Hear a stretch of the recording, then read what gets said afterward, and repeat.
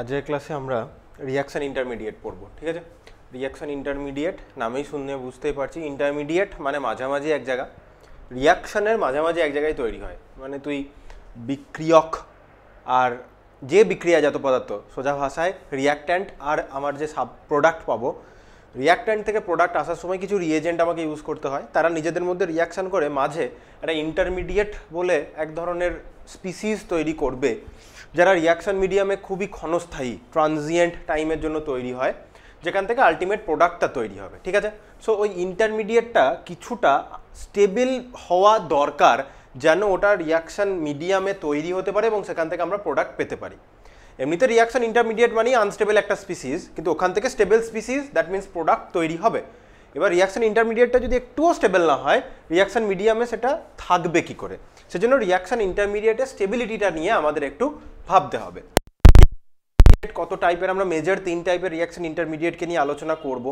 এছাড়াও আরও অনেক ধরনের ইন্টারমিডিয়েট হয়, আমরা সেগুলোকে নিয়ে এখন আলোচনা করব না। তার কারণটা হচ্ছে ছোট ক্লাস, অত বেশি ইন্টারমিডিয়েটকে ইউজ করে রিয়াকশানও নেই তোদের। সো মেজর যে 3টে আছে, carbocation, কার্বো anion, carbon free radical, যেটা নামটা আগের ক্লাসগুলোতেও তুই শুনেছিস, আমি বলেছিলাম যে ইন্টারমিডিয়েটের ক্লাসে ওগুলোকে নিয়ে ডিটেলে আমরা আলোচনা করব, আজকে সেটাই হবে।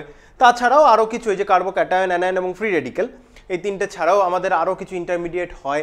তোর বইয়ে কার্বিনের মেনশন থাকবে, কার্বিনটা তোর বইয়ে যে হাফ পাতা দেওয়া রয়েছে, ওই হাফ পাতাটুকুই আমি আলোচনা করব কীরকম হয়। বেনজাইন বলে এক ধরনের ইন্টারমিডিয়েট হয়, তো অল্প অল্প করে দেখবি তোর বইয়ে ওগুলো দেওয়া রয়েছে, বেশি ডিটেলে দেওয়া নেই।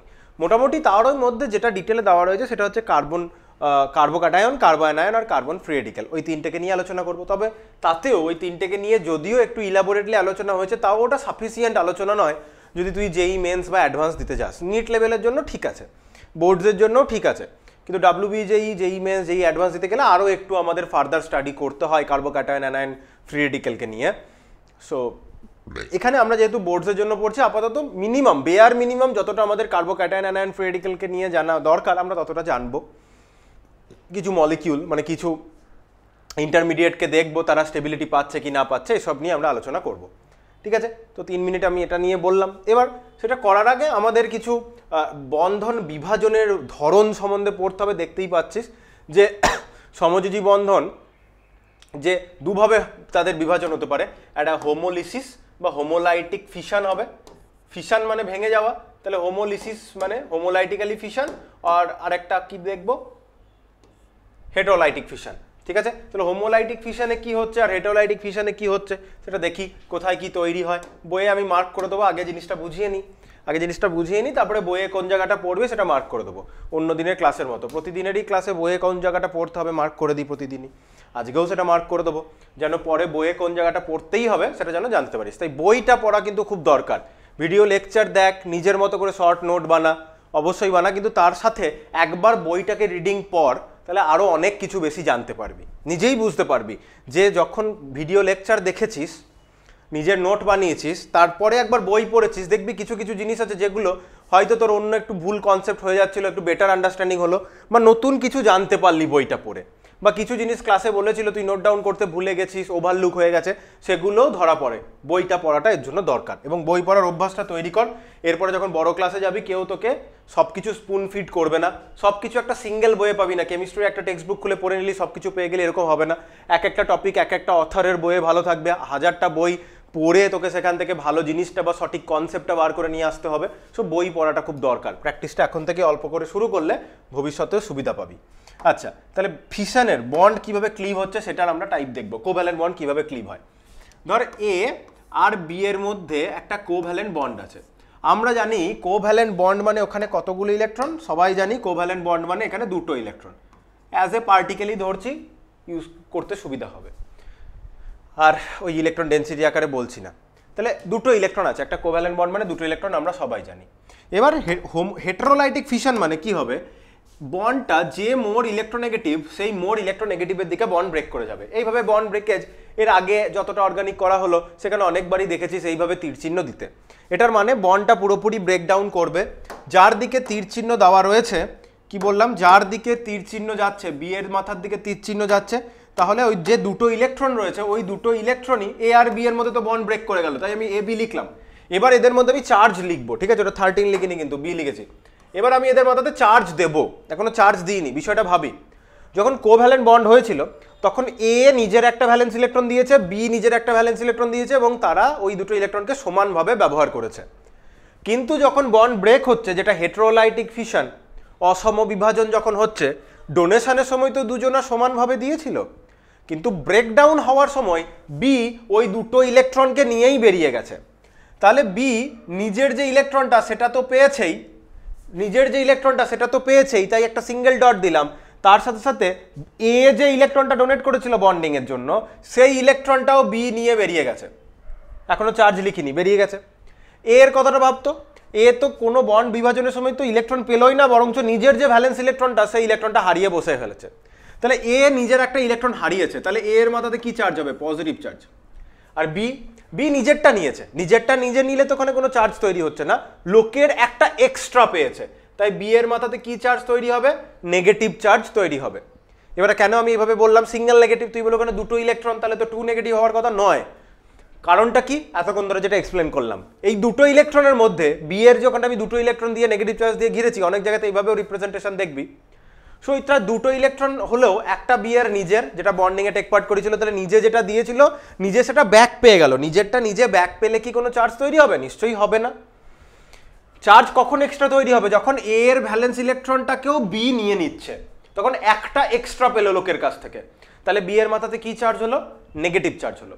এবার একটু আমি অরবাইটাল পিকচার দিয়ে যদি ভাবানোর চেষ্টা করি তোকে, ধর এ নিজের কোনো একটা অরবাইটাল আর বি একটা নিজের অরবাইটালের এখানে ওভারল্যাপ করেছে, দুজনের অরবাইটালে একটা একটা করে সিঙ্গেল ইলেকট্রন ছিল। বন্ডটা যখন ব্রেক হয়েছে, বন্ডটা ব্রেক হওয়ার ফলে কি হয়েছে? এ যে অরবাইটালটা দিয়ে ওভারল্যাপ করেছিল সেই অরবাইটালটা ভ্যাকেন্ট হয়ে যাচ্ছে, আর বি যে অরবাইটালটা দিয়ে বন্ড করেছিল সেই অরবাইটালে নিজের ইলেকট্রনটাও ব্যাক পেলো, আপ স্পিনে লিখলাম, এর ইলেকট্রনটাও নিয়ে নিল ডাউন স্পিনে। তাহলে বি নিজের ইলেকট্রনটা তো পেয়েছেই, নিয়েছেই, আবার এর ইলেকট্রনটাও নিয়েছে, তাহলে এক্সট্রা কটা? এক্সট্রা একটা। তাই এই অরবাইটালে দুটো ইলেকট্রন থাকলেও বি এর ওভারঅল নেগেটিভ চার্জ কত?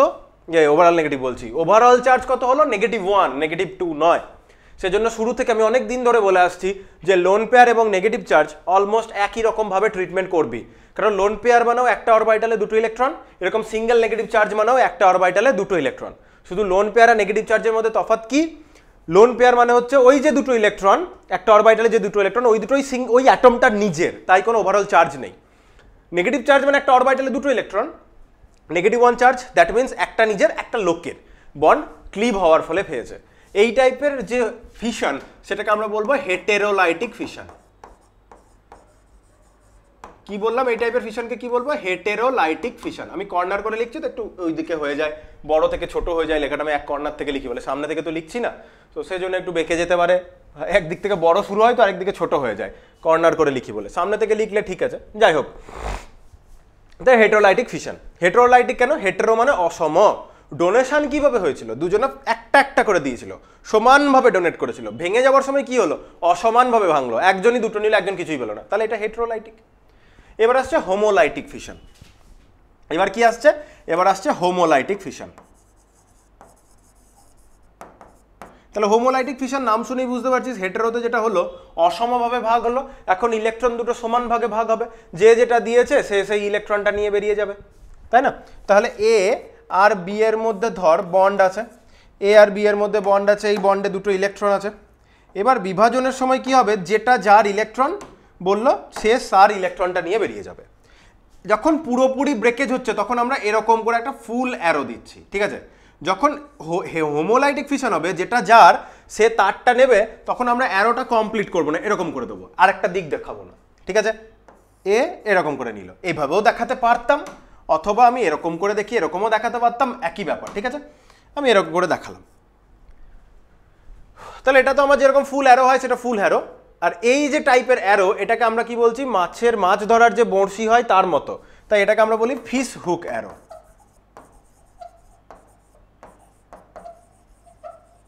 তাই এটাকে আমরা বলছি ফিশ হুক অ্যারো, ঠিক আছে? তাহলে ফিশ হুক অ্যারো দিলে আমরা কি বুঝলাম?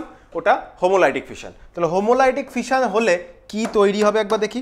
হোমোলাইটিক ফিশন হলে এ এবং বি এর মধ্যে কোভ্যালেন্ট বন্ডটা তো ব্রেক করে যাচ্ছে, কোনো ডাউট নেই। এ নিজের যে ভ্যালেন্স ইলেকট্রন সেটা পেলো, বি নিজের যে ভ্যালেন্স ইলেকট্রন সেটা পেলো, তাহলে যেমন দিয়েছিল তেমন পেয়ে গেল বন্ড ব্রেক করে। তাহলে এটা কি হলো? হোমোলাইটিক ফিশন হলো। এবার আমরা আসি হেটেরোলাইটিক ফিশন হলে কি তৈরি হয় আর হোমোলাইটিক ফিশন হলে কি তৈরি হয়। হেটেরোলাইটিক ফিশন হলে স্পষ্ট পজিটিভ চার্জ এবং নেগেটিভ চার্জ তৈরি হচ্ছে, দ্যাট মিনস একটা ক্যাটায়ন আর একটা অ্যানায়ন তৈরি হয়, ঠিক আছে। তাহলে হেটেরোলাইটিক ফিশন হলে ক্যাটায়ন এবং অ্যানায়ন তৈরি হয়। আর হোমোলাইটিক ফিশন হলে কি হয়, যেখানে নিজের ইলেকট্রন নিজেই পেয়ে গেছে, কোনো চার্জ নয়, ক্যাটায়ন অ্যানায়ন নয়, এই টাইপের স্পিসিসকে আমরা বলি ফ্রি রেডিকেল, ঠিক আছে। ফ্রি রেডিকেল, রেডিকেলের বাংলা হচ্ছে মূলক, ফ্রি মানে হচ্ছে মুক্ত, এই জন্য লেখা আছে মুক্ত মূলক। ক্যাটায়ন অ্যানায়নের তো এরকম কোনো ওয়ার্ড হয় না, so cation cation anion anion, আর ফ্রি রেডিকেলের বাংলায় আমরা বলবো মুক্ত মূলক। এবার যদি এই ক্যাটায়নটা কার্বন হয়, মানে C+ যদি তৈরি হয়, তখন সেই ক্যাটায়নটাকে বলবো কার্বো ক্যাটায়ন। আর কার্বনের মাথায় নেগেটিভ চার্জ হলে কি বলবো, কার্বো অ্যানায়ন, এবং কার্বো অ্যানায়নটাকে জুড়ে দিয়ে না সন্ধি করে বলে কার্বানায়ন একসাথে, ঠিক আছে। কার্বাটায়ন বলে কিছু হয় না, কার্বো ক্যাটায়নই বলে, ওটাকে রং করে সন্ধি করা যাচ্ছে না, কিন্তু কার্বো অ্যানায়নকে এক জায়গায় জুড়ে কার্বানায়ন করে দেওয়া হয়, ঠিক আছে। আর একটা তো কার্বনের যদি মাথায় ডট সিঙ্গেল ইলেকট্রন থাকে, বন্ড হোমোলাইটিক্যালি ক্লিভ হয়েছে, সেটাকে বলবো কার্বন ফ্রি রেডিকেল। এবার সেই বিষয়টাই আমরা দেখি। কার্বনের আমি 3টে সিচুয়েশন দিচ্ছি, ঠিক আছে। কার্বন চারদিকে 4টে কোভ্যালেন্ট বন্ড করেছে, এখানে কার্বনের থেকে মোর ইলেকট্রোনেগেটিভ কোনো একটা এলিমেন্ট জুড়ে আছে, 1 নম্বর সিচুয়েশন। 2 নম্বর সিচুয়েশন, কার্বন চারদিকে 4টে কোভ্যালেন্ট বন্ড করেছে, এখানে একটা এলিমেন্ট জুড়ে রয়েছে যেটা কার্বনের থেকে লেস ইলেকট্রোনেগেটিভ। 3 নম্বর সিচুয়েশন, কার্বন এমন একটা এলিমেন্টের সাথে জুড়ে রয়েছে যেটার ইলেকট্রোনেগেটিভিটি অলমোস্ট কার্বনের সাথে সমান। তাহলে এক্স এর জন্য কি বললাম, কার্বনের থেকে মোর ইলেকট্রোনেগেটিভ একটা এলিমেন্ট। তাহলে মোর ইলেকট্রোনেগেটিভ এলিমেন্ট যদি হয়, সে কি করবে, এই বন্ডের ইলেকট্রন দুটোকে পুরোপুরি নিজের দিকে টানবে, কারণ মোর ইলেকট্রোনেগেটিভ এলিমেন্টের দিকেই বন্ডটা খোলে। মোর ইলেকট্রোনেগেটিভ মানে বন্ডের ইলেকট্রনকে সে এমনি নিজের দিকে টেনে রেখেছিল। বন্ডিংয়ে ফার্স্ট সেম থেকে বারবার বলে আসছি, আশা করি নতুন কোনো শব্দ মনে হচ্ছে না যে মোর ইলেকট্রোনেগেটিভ দিকে বন্ডটা যে ব্রেক হচ্ছে সেই বিষয়ে, ঠিক আছে। এবারে ভাঙলে কি হবে, কার্বন তার যে 3 দিকে 3টে বন্ড আছে ইনট্যাক্ট রেখেছে, এই বন্ডটা ব্রেক করেছে, যার দিক থেকে ব্রেক হচ্ছে সে পজিটিভ চার্জ, আর যে ইলেকট্রনটা পাচ্ছে সে নেগেটিভ চার্জ হলো। তাহলে এই যে কার্বনের মাথায় পজিটিভ চার্জ দেখছিস, যে কার্বন 3 দিকে 3টে কোভ্যালেন্ট বন্ড এবং কার্বনের মাথায় পজিটিভ চার্জ, এইরকম টাইপের স্পিসিসকে আমরা বলি কার্বো ক্যাটায়ন, ঠিক আছে। নেক্সট, কার্বনের থেকে ওয়াইটা লেস ইলেকট্রোনেগেটিভ, তাহলে বন্ডটা এখন কার্বনের দিকে ভাঙবে। তাহলে কি হবে, কার্বনের 3 দিকে 3টে কোভ্যালেন্ট বন্ড তো ইনট্যাক্ট, কার্বনের মাথায় একটা নেগেটিভ চার্জ, ঠিক আছে, প্লাস ওয়াইটা হয়ে যাবে এখন প্লাস। আশা করি বুঝতে পেরেছিস, যার দিকে ব্রেক হচ্ছে সে নেগেটিভ চার্জ পেল। এই টাইপের স্পিসিসকে কি বলবো, কার্বনে অ্যানায়ন, সো কার্বো অ্যানায়ন বা কার্বানায়ন এক জায়গায় জুড়ে দিলাম। আর যেখানে কার্বন আরেকটা স্পিসিসের ইলেকট্রোনেগেটিভিটি অলমোস্ট সমান, সেই সিচুয়েশনে কি হবে, এখানে হোমোলাইটিক্যালি ক্লিভ হবে। হোমোলাইটিক্যালি ক্লিভ হলে কি তৈরি হলো, দেখ, কার্বনে একটা অড ইলেকট্রন প্লাস জেড, এটা একটা অড ইলেকট্রন। অড ইলেকট্রন কেন বলছি, কার্বন যে অরবিটালটা দিয়ে বন্ড করেছিল না, এই যে অরবিটালটা দিয়ে বন্ড করেছিল সেই অরবিটালে একটা এরকম ইলেকট্রন পড়ে থাকলো, আর জেড যে অরবিটালটা দিয়ে বন্ড করেছিল সেই অরবিটালে একটা এরকম করে একটা ইলেকট্রন পড়ে থাকলো। তাহলে ওই অরবিটালটাতে কোনো ডবল ইলেকট্রন নেই, একটা অরবিটালে 2টো ইলেকট্রন ধরতে পারে ম্যাক্সিমাম, একটা সিঙ্গেল ইলেকট্রন পড়ে রয়েছে, এই কারণে ওই ইলেকট্রনটাকে আমি বারবার বলছি অড ইলেকট্রন। তার জন্য অড ইলেকট্রনকে মাথাতে, ওই যে আগের পেজে আমি এখানে লিখছি না, আগের পেজে যে মাথাতে এরকম করে একটা ফুটকি দিয়ে লেখা হয়, ঠিক আছে। So that is odd electron. কেন অড ইলেকট্রন বলে বোঝা গেছে, কারণ পেয়ার্ড আপ নেই বলে, আনপেয়ার্ড আছে বলে। বেশ, এটা হচ্ছে ফ্রি রেডিকেল। এবার বিষয়টা একটু ভাবার চেষ্টা করি, কার্বনের ভেঙে গেছে পজিটিভ চার্জ, তুই যদি এমনিও ক্যালকুলেট করিস না, কার্বন নিজের যে ভ্যালেন্স ইলেকট্রনগুলো, কার্বনের যদি নিজস্ব ভ্যালেন্স ইলেকট্রন কাউন্ট করিস, কি হয়েছে, কার্বন এখানে একটা ভ্যালেন্স ইলেকট্রন দিয়ে বন্ড করেছে, এখানে একটা ভ্যালেন্স ইলেকট্রন দিয়ে বন্ড করেছে, এখানে একটা ভ্যালেন্স ইলেকট্রন দিয়ে বন্ড করেছে। আমরা জানি কার্বনের টোটাল 4টে ভ্যালেন্স ইলেকট্রন, কারণ carbon 1s2 2s2 2p2, 2s2 আর 2p2 মিলে 4টে ইলেকট্রন, তাহলে কার্বনের ভ্যালেন্স ইলেকট্রন 4। 4টে ভ্যালেন্স ইলেকট্রনের মধ্যে 3টে ভ্যালেন্স ইলেকট্রন এখানে বন্ডিংয়ে ইউজ হচ্ছে, 4 নম্বর ভ্যালেন্স ইলেকট্রনটাকে এক্স নিয়ে বেরিয়ে চলে গেছে। তাহলে কার্বনের এমনিতে থাকে 4টে, নিউট্রাল অবস্থায় কার্বনের 4টে ভ্যালেন্স ইলেকট্রন, কার্বোক্যাটায়নে কার্বনের একটা ভ্যালেন্স ইলেকট্রন নেই, কার্বনের সিচুয়েশন কি 3টে ভ্যালেন্স ইলেকট্রন, মাথায় পজিটিভ চার্জ। নেগেটিভ চার্জের সিচুয়েশনটা ভাব, নেগেটিভ চার্জের সিচুয়েশনটা হয়েছে কার্বন 4টে ভ্যালেন্স ইলেকট্রনের মধ্যে 3টেকে তো ইউজ করেছে কোভ্যালেন্ট বন্ডে, তাহলে 3টে। আর এই যে নেগেটিভ চার্জটা মানে কি, এই বন্ডে যে 2টো ইলেকট্রন ছিল, একটা কার্বনের নিজের, আর একটা ধর আমি এটাকে ইয়োলো দিলাম, এই ইয়োলো ইলেকট্রনটা ওয়াই এর, রেডটা কার্বনের ছিল, ইয়েলোটা ওয়াই এর ছিল কোভ্যালেন্ট বন্ডে। তাহলে বন্ড যখন ব্রেক করে নিজে নিয়েছে, নিজের রেড ইলেকট্রনটাকে তো কার্বন নিয়েছেই, নিজের রেড ইলেকট্রনটাকে তো কার্বন নিয়েছেই, আশা করি দেখতে পাচ্ছিস, নিজের রেড ইলেকট্রনটাকে তো কার্বন নিয়েছেই ওয়াই এর ইয়োলো ইলেকট্রনটাকেও কার্বন নিয়েছে, তাহলে কার্বনের ভ্যালেন্সেলে এখন 4টে, নিজের লাল 4টে ইলেকট্রন তো আছেই যেটা ছিল, তার সাথে একটা ইয়োলো এক্সট্রা পেয়ে গেল, -1 হলো, ভ্যালেন্স ইলেকট্রন 4টের জায়গায় 5টা হয়ে গেছে, এখন 4টে লাল একটা লোকের কাছে পেয়েছে, তাহলে ওটা তো ভ্যালেন্সেলেই আছে না, ওই ইলেকট্রনটা তো কার্বনের ভ্যালেন্সেলেই আছে ইয়োলোটা, সো ওটা ভ্যালেন্স ইলেকট্রন হিসাবে ট্রিটমেন্ট পাচ্ছে, সো কার্বনের ওভারঅলে বেড়ে গেল একটা ইলেকট্রন এক্সট্রা, সো কার্বন হয়ে গেল নেগেটিভ চার্জ। আর যেটা অড ইলেকট্রনের কথাটা তুই যদি ভাবিস, কার্বন নিজের 3টে ভ্যালেন্স ইলেকট্রনকে দিয়ে তো 3 দিকে বন্ড রেখেছে, 3টে ভ্যালেন্স ইলেকট্রন দিয়ে 3 দিকে বন্ড রেখেছে, করেছে আর কি, আর 4 নম্বরটা এই যে অরবিটালে বসে রয়েছে, তাহলে কার্বন নিজের 4টে ভ্যালেন্স ইলেকট্রন ছিল, 4টাকেই পেয়ে বসে আছে, কোনো অসুবিধা নেই। তাই ফ্রি রেডিক্যাল অলওয়েজ কি হয়, নিউট্রাল হয়, মাথায় থাকে যেন। ফ্রি রেডিক্যালগুলো কীরকম স্পিসিস হয়, ফ্রি রেডিক্যালগুলো হয় নিউট্রাল স্পিসিস, কারণ যেরকম ইলেকট্রন দিয়েছিল সেরকম ইলেকট্রন ব্যাক পেয়ে গেছে, তাহলে তো এখানে চার্জ তৈরি হওয়ার কোনো জায়গাই নেই, সো নিউট্রাল স্পিসিস। এবার নাম্বার অফ ইলেকট্রন কাউন্ট করে দেখি। কার্বন এখানে 3টে ভ্যালেন্স ইলেকট্রন আছে, 3টে ভ্যালেন্স ইলেকট্রন কি ইউজ করেছে, 3টে ভ্যালেন্স ইলেকট্রনের সাথে কার্বন 3 দিকে আর 3টে বন্ড করেছে, 3 দিকে আর 3টে বন্ড করেছে, তাহলে কার্বনের টোটাল বন্ডিং করে, সবাই তো বন্ড কেন করতে চায়, অক্টেট করার জন্য, ভ্যালেন্স ইলেকট্রনকে ইউজ করে কেন, বন্ড করার জন্য, একটা ভ্যালেন্স ইলেকট্রন দেয়, 2টো করে ইলেকট্রন পেয়ে যায় বন্ডিংয়ের জন্য, তাহলে কার্বন ওই 3টে ভ্যালেন্স ইলেকট্রন দিয়ে টোটাল 3টে বন্ড করেছে, আর তো কিছু বন্ড নেই, তাহলে কার্বনের এখানে টোটাল ইলেকট্রন কটা, কার্বনের এখানে টোটাল ইলেকট্রন 6টা, তাহলে কার্বোক্যাটায়নে মনে রাখতে হবে, কার্বোক্যাটায়নে কার্বনের আশেপাশে টোটাল ইলেকট্রন বন্ডিং মিলে, আমি এর আগে ভ্যালেন্সের ইলেকট্রনটাকে দিয়ে চার্জের কথাটা বোঝাচ্ছিলাম, নিজস্ব ইলেকট্রন কটা, এবার কার্বন নিজস্ব ইলেকট্রন দিয়ে তো সবসময় অক্টেট আমরা কাউন্ট করি না, অক্টেট করে কিভাবে, ওইটা কমপ্লিশনের জন্যই তো বন্ড করে, তাহলে কার্বন নিজের 3টে ভ্যালেন্স ইলেকট্রনকে দিয়ে 3টে বন্ড করেছে, তাহলে কার্বন টোটালিটিতে 6টা ইলেকট্রনকে ওখানে উপভোগ করছে বন্ডিংটাকে ধরলে, 4 নম্বর ইলেকট্রনটাকে তো নিয়ে এক্স বেরিয়ে চলে গেছে, তাহলে কার্বনের এখানে 6টা ইলেকট্রন, সেক্সটেড কন্ডিশন। এটা দেখলে এই 3টে বন্ডে, ওই যে 3 দিকে যে 3টে বন্ড করেছে, 3 দিকে যে 3টে বন্ড করেছে, সেই 3টে বন্ডে 3 2 6টা ইলেকট্রন, আর এই অরবিটালটাই 2টো ইলেকট্রন, তাহলে এখানে কার্বনের কি হয়েছে, অক্টেট তো কমপ্লিট, খুব ভালো কথা, এখানে 6টা 2টো 8টা, এখানে 8টা ইলেকট্রন, অক্টেট কমপ্লিট হয়ে আছে, কোনো অসুবিধা নেই, কিন্তু ওই ইয়োলো ইলেকট্রনটা লোকের, সো ওভারঅলে নেগেটিভ চার্জ হয়ে আছে। আর ফ্রি রেডিক্যালের যদি কথা বলি, ফ্রি রেডিক্যালের সিচুয়েশনটা হচ্ছে, ভ্যালেন্স ইলেকট্রন 3টে ভ্যালেন্স ইলেকট্রনকে দিয়ে 3টে কোভ্যালেন্ট বন্ড করছে, 6টা, আর এই অড ইলেকট্রনটা 7টা, তাহলে ফ্রি রেডিক্যালে কার্বনের আশেপাশে টোটাল কটা ইলেকট্রন থাকে, টোটালিটিতে 7টা ইলেকট্রন থাকে। এটা কেন বললাম, তার রিজনটা হচ্ছে সবাই নিউট্রাল হতে চায়, সবাই কি হতে চায়, সবাই নিউট্রাল হতে চায়। কার্বোক্যাটায়ন সেক্সটেড কন্ডিশনে আছে, 6টা ইলেকট্রন, তাহলে কার্বোক্যাটায়ন কি চাইছে, কার্বোক্যাটায়ন চারিদিক থেকে ইলেকট্রন ডেন্সিটি চাইছে, কার্বোক্যাটায়ন যদি কোথাও থেকে ইলেকট্রন ডেন্সিটি পায়, তাহলে কার্বোক্যাটায়ন একটু নিউট্রালিটির দিকে যাবে, কারণ নেগেটিভ চার্জ পাইলে একটু নিউট্রাল হতে চাইবে।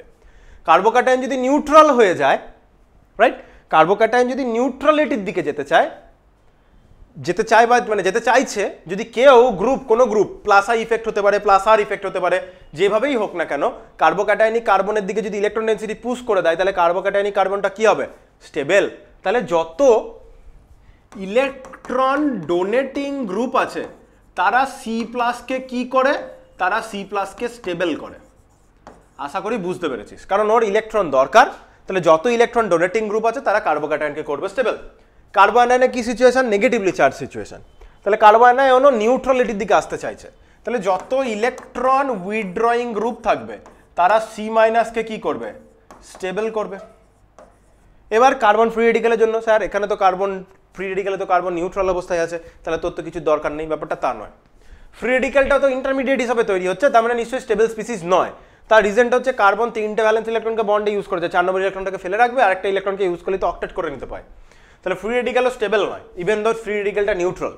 ফ্রি রেডিক্যাল কি চাইছে, ফ্রি রেডিক্যাল চাইছে যে অক্টেট হতে, তাহলে ফ্রি রেডিক্যালেরও কিন্তু ইলেকট্রন ঘাটতি, তাহলে ফ্রি রেডিক্যাল এবং কার্বোক্যাটায়ন সেম ওয়েতে স্টেবিলিটি পাবে, কারণ দুজনেরই ইলেকট্রন ঘাটতি রয়েছে। কার্বোক্যাটায়নে ঘাটতিটা ভিজিবল, পজিটিভ আছে বলে, ফ্রি রেডিক্যালে সেই ঘাটতিটা ভিজিবল নয়, নিউট্রাল আছে, সেটা আমাদের বুঝে নিতে হবে। ওই জন্যই আমি ইলেকট্রন কাউন্টটা করলাম 6টা 8টা 7টা আসলে টোটাল বন্ড করে। তাহলে এক্ষেত্রেও ইলেকট্রন ডোনেটিং একটা গ্রুপ কার্বন ফ্রি রেডিক্যালে যে মাথায় ডট দিলাম সেটাকে কি করবে, স্টেবল করবে। আশা করি বুঝতে পেরেছিস কথাটা, তাই তো। ফ্রি রেডিক্যালকে স্টেবল করবে। তাহলে কার্বোক্যাটায়ন এবং কার্বন ফ্রি রেডিক্যাল সেম ওয়েতে স্টেবিলিটি পাবে, আর কার্বো অ্যানায়নটা একটু উল্টোভাবে স্টেবিলিটি পাবে। এই stability electron donating withdrawing group আমরা কি করে বুঝবো? সেজন্যই তো আমরা এর আগে দুটো ইলেকট্রনিক ইফেক্টের উপর ক্লাস করা হলো। কি কি? একটা ইন্ডাকটিভ ইফেক্টের উপর ক্লাস করা হয়েছে, ইন্ডাকটিভ ইফেক্টের উপর ক্লাস করা হয়েছে, রেজোনেন্সের উপর ক্লাস করা হয়েছে, হাইপার কনজুগেশনের উপর ক্লাস করা হয়েছে। ওই তিনটেকে নিয়ে অর্গানিক মলিকিউলের অ্যাসিডিটি বেসিসিটি ট্রেন্ড আলোচনা করা হয়েছে বইয়ে যতগুলো আছে প্রত্যেকটা মলিকিউলকে ধরে ধরে, ঠিক আছে? সো এবার আমরা সেই ইফেক্টগুলোকে নিয়ে ভালো করে আলোচনা করার পর এবার আমরা কার্বোক্যাটায়ন অ্যানায়ন ফ্রি রেডিক্যালের দিকে আসছি। এই ক্লাসেই আমরা ইন্টারমিডিয়েটের বিষয়টা কমপ্লিট করে ফেলবো। এর পরের দুটো ক্লাস লাগবে রিয়াকশন মেকানিজম বোঝাতে। কেন দুটো ক্লাসের মধ্যে হয়ে যাবে? কারণ SN1 SN2 মানে সাবস্টিটিউশন আর এলিমিনেশনই বলতে হবে, এবং যেহেতু তোদের আইসোমেরিজম নেই, দ্যাট মিনস স্টিরিও আইসোমেরিজম নেই, সো ওখানে SN1 SN2 রিয়াকশনটা বলার সময় আমাকে একবারের জন্য স্টিরিওকেমিক্যাল অ্যাপ্রোচটা নিয়ে আলোচনা করতে হবে না। আলোচনাটা কোথায় করতে হবে? 12-এ তোদের যে হ্যালো অ্যালকেন হ্যালো অ্যারিন চ্যাপ্টারটা আছে ওখানে গিয়ে স্টিরিওকেমিস্ট্রিটা আছে। সো তখন স্টিরিওকেমিস্ট্রি আলোচনা করে ওখানে আবার SN1 SN2 রিয়াকশনে স্টিরিওকেমিস্ট্রির অ্যাপ্রোচ দিয়ে পড়তে হবে। এখানে জাস্ট প্রিলিমিনারি ধারণাটা, ঠিক আছে? চল এবার আমরা প্রথমে কার্বোক্যাটায়ন দিয়ে স্টার্ট করব। কার্বোক্যাটায়ন নিয়ে আমার বেশ কিছু কোর কথাবার্তা বলার আছে, সেই কোর কথাবার্তাগুলো বলে নিই, তারপরে বইয়ে মার্ক করব। তাহলে প্রথমে আমরা কি পড়ছি? কার্বোক্যাটায়ন। আমি C+ লিখলাম, ঠিক আছে? C+ এবং সেই সিচুয়েশনে কার্বন 3 দিকে 3টে বন্ড করে, আমি তাহলে সেরকমই লিখলাম। তাহলে C+ 3 দিকে 3টে বন্ড করে। তাহলে কার্বোক্যাটায়ন দেখছি। কার্বোক্যাটায়ন সম্বন্ধে কিছু কথা প্রথমে বলি। কার্বোক্যাটায়নে যে কার্বনটা C পজিটিভ যে সেন্টারটা সেটা অলওয়েজ sp2 হাইব্রিডাইজড হয়, ঠিক আছে? sp2 হাইব্রিডাইজ মানে আমরা কি জানি? Trigonal planar. তাহলে কার্বোক্যাটায়ন অলওয়েজ প্ল্যানার থাকতে চায়। যেখানে কার্বোক্যাটায়নের প্ল্যানারিটি নষ্ট হবে সেখানে কার্বোক্যাটায়ন হাইলি আনস্টেবল। এখান থেকে বেন্ডস রুল আসে। এই ব্রিজ হেড যে কার্বোক্যাটায়নগুলো হয়, এরকম পজিশনে কার্বোক্যাটায়ন তৈরি হয়েছে, এই জায়গাটায় প্ল্যানার থাকতে পারছে না, এরকম টিনের চালের মতো হয়ে রয়েছে। তাহলে এরকম টাইপের ব্রিজ হেড যে কার্বোক্যাটায়নগুলো হয় সেগুলো বা সাইক্লিক ব্রিজড যে কম্পাউন্ডগুলো, সেই টাইপের কম্পাউন্ডে কার্বোক্যাটায়ন খুবই আনস্টেবল হয়। যদিও বললাম এগুলো আমাদের আরও ফার্দার পরে আলোচনা করতে হবে, এগুলো এখন বোর্ডসের জন্য লাগছে না, বোর্ডসের জন্য যতটা লাগবে ততটাই বলছি, এগুলো পরে এন্ট্রান্সের জন্য আমাদের আরও কিছু আলোচনা করতে হয়, ঠিক আছে? এরপরে হাইড্রোকার্বন যখন পড়াবো তখন অ্যারোমেটিসিটি পড়াবো, ঠিক আছে? সো অ্যারোমেটিসিটিতে ওখানে কার্বোক্যাটায়ন কার্বোঅ্যানায়নের স্টেবিলিটিটা না, অ্যারোমেটিসিটি থেকেও কিছুটা আলোচনা করতে হয়। অ্যারোমেটিক কম্পাউন্ড দিলে সেটাকে হাইলি স্টেবল করে দিতে হয়, কারণ অ্যারোমেটিক কম্পাউন্ড স্টেবল হয়, সেটা তো হাইড্রোকার্বনসে আলোচনা করব। এখানে প্রিলিমিনারিটা আলোচনা করছি। তাহলে বললাম কার্বোক্যাটায়নিক কার্বন হচ্ছে sp2 হাইব্রিডাইজড। যদি ভুলে গিয়ে থাকিস তাহলে আমি যদি একটা কার্বোক্যাটায়নের হাইব্রিডাইজেশন বার করার চেষ্টা করি, ধর ওই 3টে বন্ড আছে, তো 3টে বন্ডে ধর 3টে হাইড্রোজেন আছে। কি বললাম? 3টে বন্ডে 3টে হাইড্রোজেন আছে, CH3+। এ যদি কার্বনের হাইব্রিডাইজেশন বার করতে চাই তাহলে কি করব? Number of hybrid orbital equal to half into central অ্যাটমের টোটাল ভ্যালেন্স ইলেকট্রন। কার্বনের টোটাল ভ্যালেন্স ইলেকট্রন থাকে 4টে, নাম্বার অফ মোনোভ্যালেন্ট অ্যাটম 3টে, পজিটিভ চার্জ মানে একটা ইলেকট্রন কম, তাহলে পজিটিভ চার্জ, এখানে ইলেকট্রন কাউন্ট করছি তাহলে পজিটিভ চার্জটা বাদ হয়ে যাবে। তাহলে 4 আর 3 7, -1 6 ডিভাইডেড বাই 2 মানে 3। নাম্বার অফ হাইব্রিড অরবিটাল 3টে মানে sp2 হয়। লোন পেয়ার কি এতে আছে? দেখি তো। Number of hybrid orbital 3, মোনোভ্যালেন্ট অ্যাটমও 3, divalent কিছু নেই, তাহলে 0। তাহলে কার্বোক্যাটায়নে কোনো লোন পেয়ার নেই, এটা ট্রাইগোনাল প্ল্যানার হয়। তো ট্রাইগোনাল প্ল্যানার হলে ভাব এটা একটা টেবিলের প্লেন, হ্যাঁ, ধর এটা একটা টেবিল, ভাব, ঠিক আছে? এটা একটা টেবিল ভাবতে পারছিস আশা করি, এটা একটা টেবিল ভাব, হ্যাঁ। এই টেবিলের প্লেনে কার্বোক্যাটায়নিক কার্বনটা পড়ে আছে, তাহলে কার্বোক্যাটায়নিক কার্বন 3 দিকে 3টে বন্ড করবে, ট্রাইগোনাল প্ল্যানার তো। তাহলে ট্রাইগোনাল প্ল্যানার আকারে এইভাবে 3 দিকে 3টে বন্ড করলো, টেবিলের প্লেনে আমার হাতের প্লেনে রয়েছে। এই হাতের প্লেনের রেসপেক্ট sp2 মানে কার্বনের যে কোনো কারোর তো পি তো 3টে থাকে, px py pz।